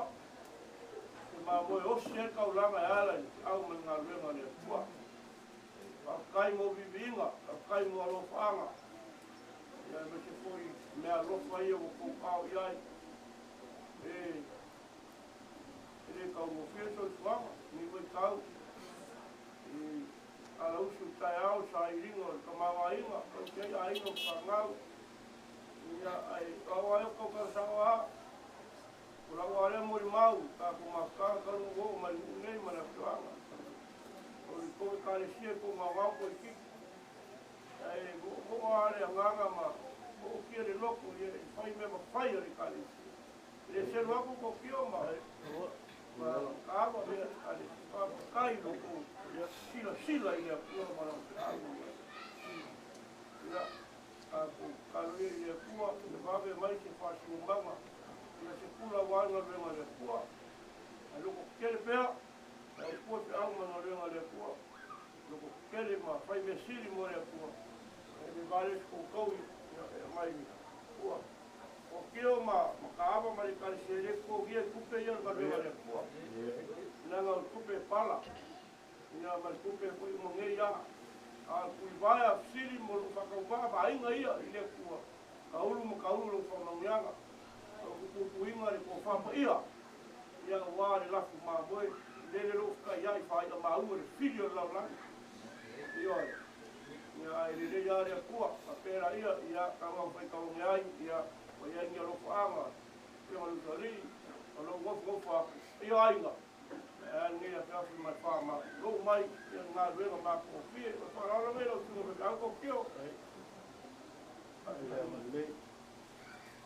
Ile sile. Tua mga ngā ruenga. Ia kele lo kua.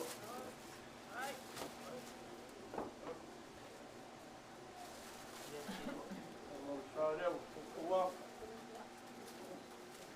Tuko sua. Ia wei kusa. Aku lu kawai mai la kari au, kingo la kari au.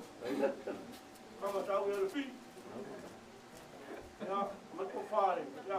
Toi o te pe ai kusa la moi. Lava. Ai. Sei que vamos passar por outro mundo passar por já. A tua mãe com papel. Ya, vou já por ele. Já não foi aqui. Aí.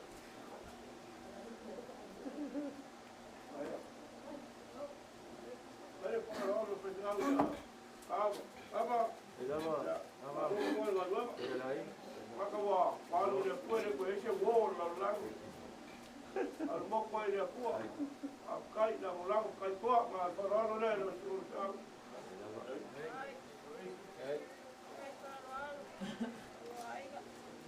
Ai se maria pe ka ku yo ka yo sara. A ver por nu yo por ku.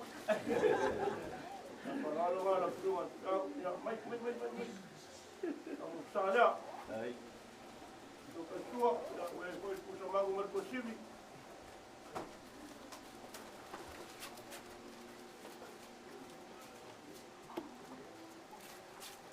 Ya, pa foi ele. Ya. Ya, pa foi ele como tava.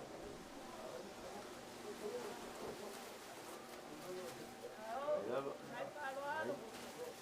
Ya, não foi ele.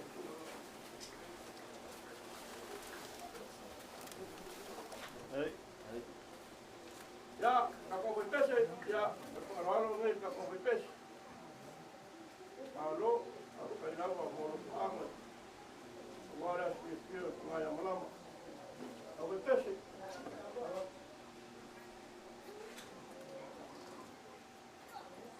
Au pese.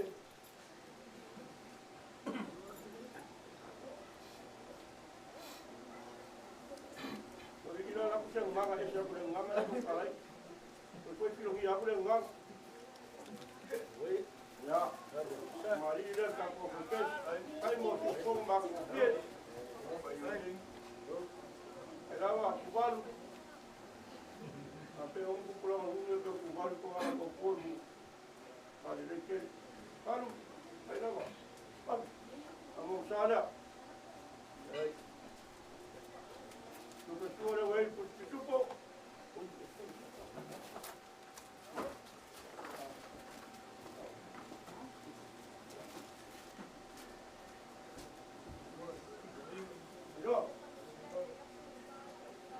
Olha que eu fiz.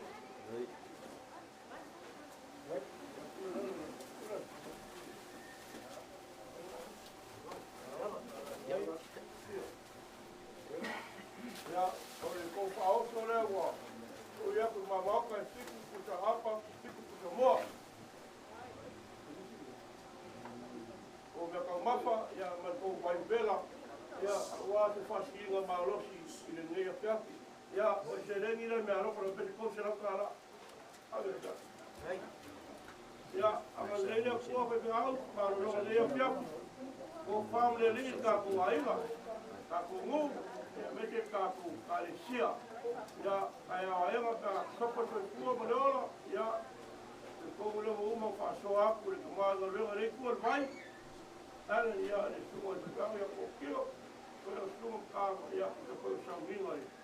Pai kau kau kau awal tofa mai dia kuah ya mau kau yang malu si mau kau ya kau dia kau ya hari kau yang algo boleh kuah ya dia kau suka bersih nanti dah ya orang mangan lu boleh kuah semua ya aku mangan saya kuah sekarang ngai kulah kau ya fai lo leo ai mafonga sunga te ngai man pa yo le karesia mo le tsoile nga fa tsai lu to ainga ya apele swam talanga ya ile mama fo ya ma uolo lo fo mai ngam fai mafonga ainga nga te fo ile le suato le yo ya siria ngai ne ye e ko ia lo kesi ya yo ma sausoli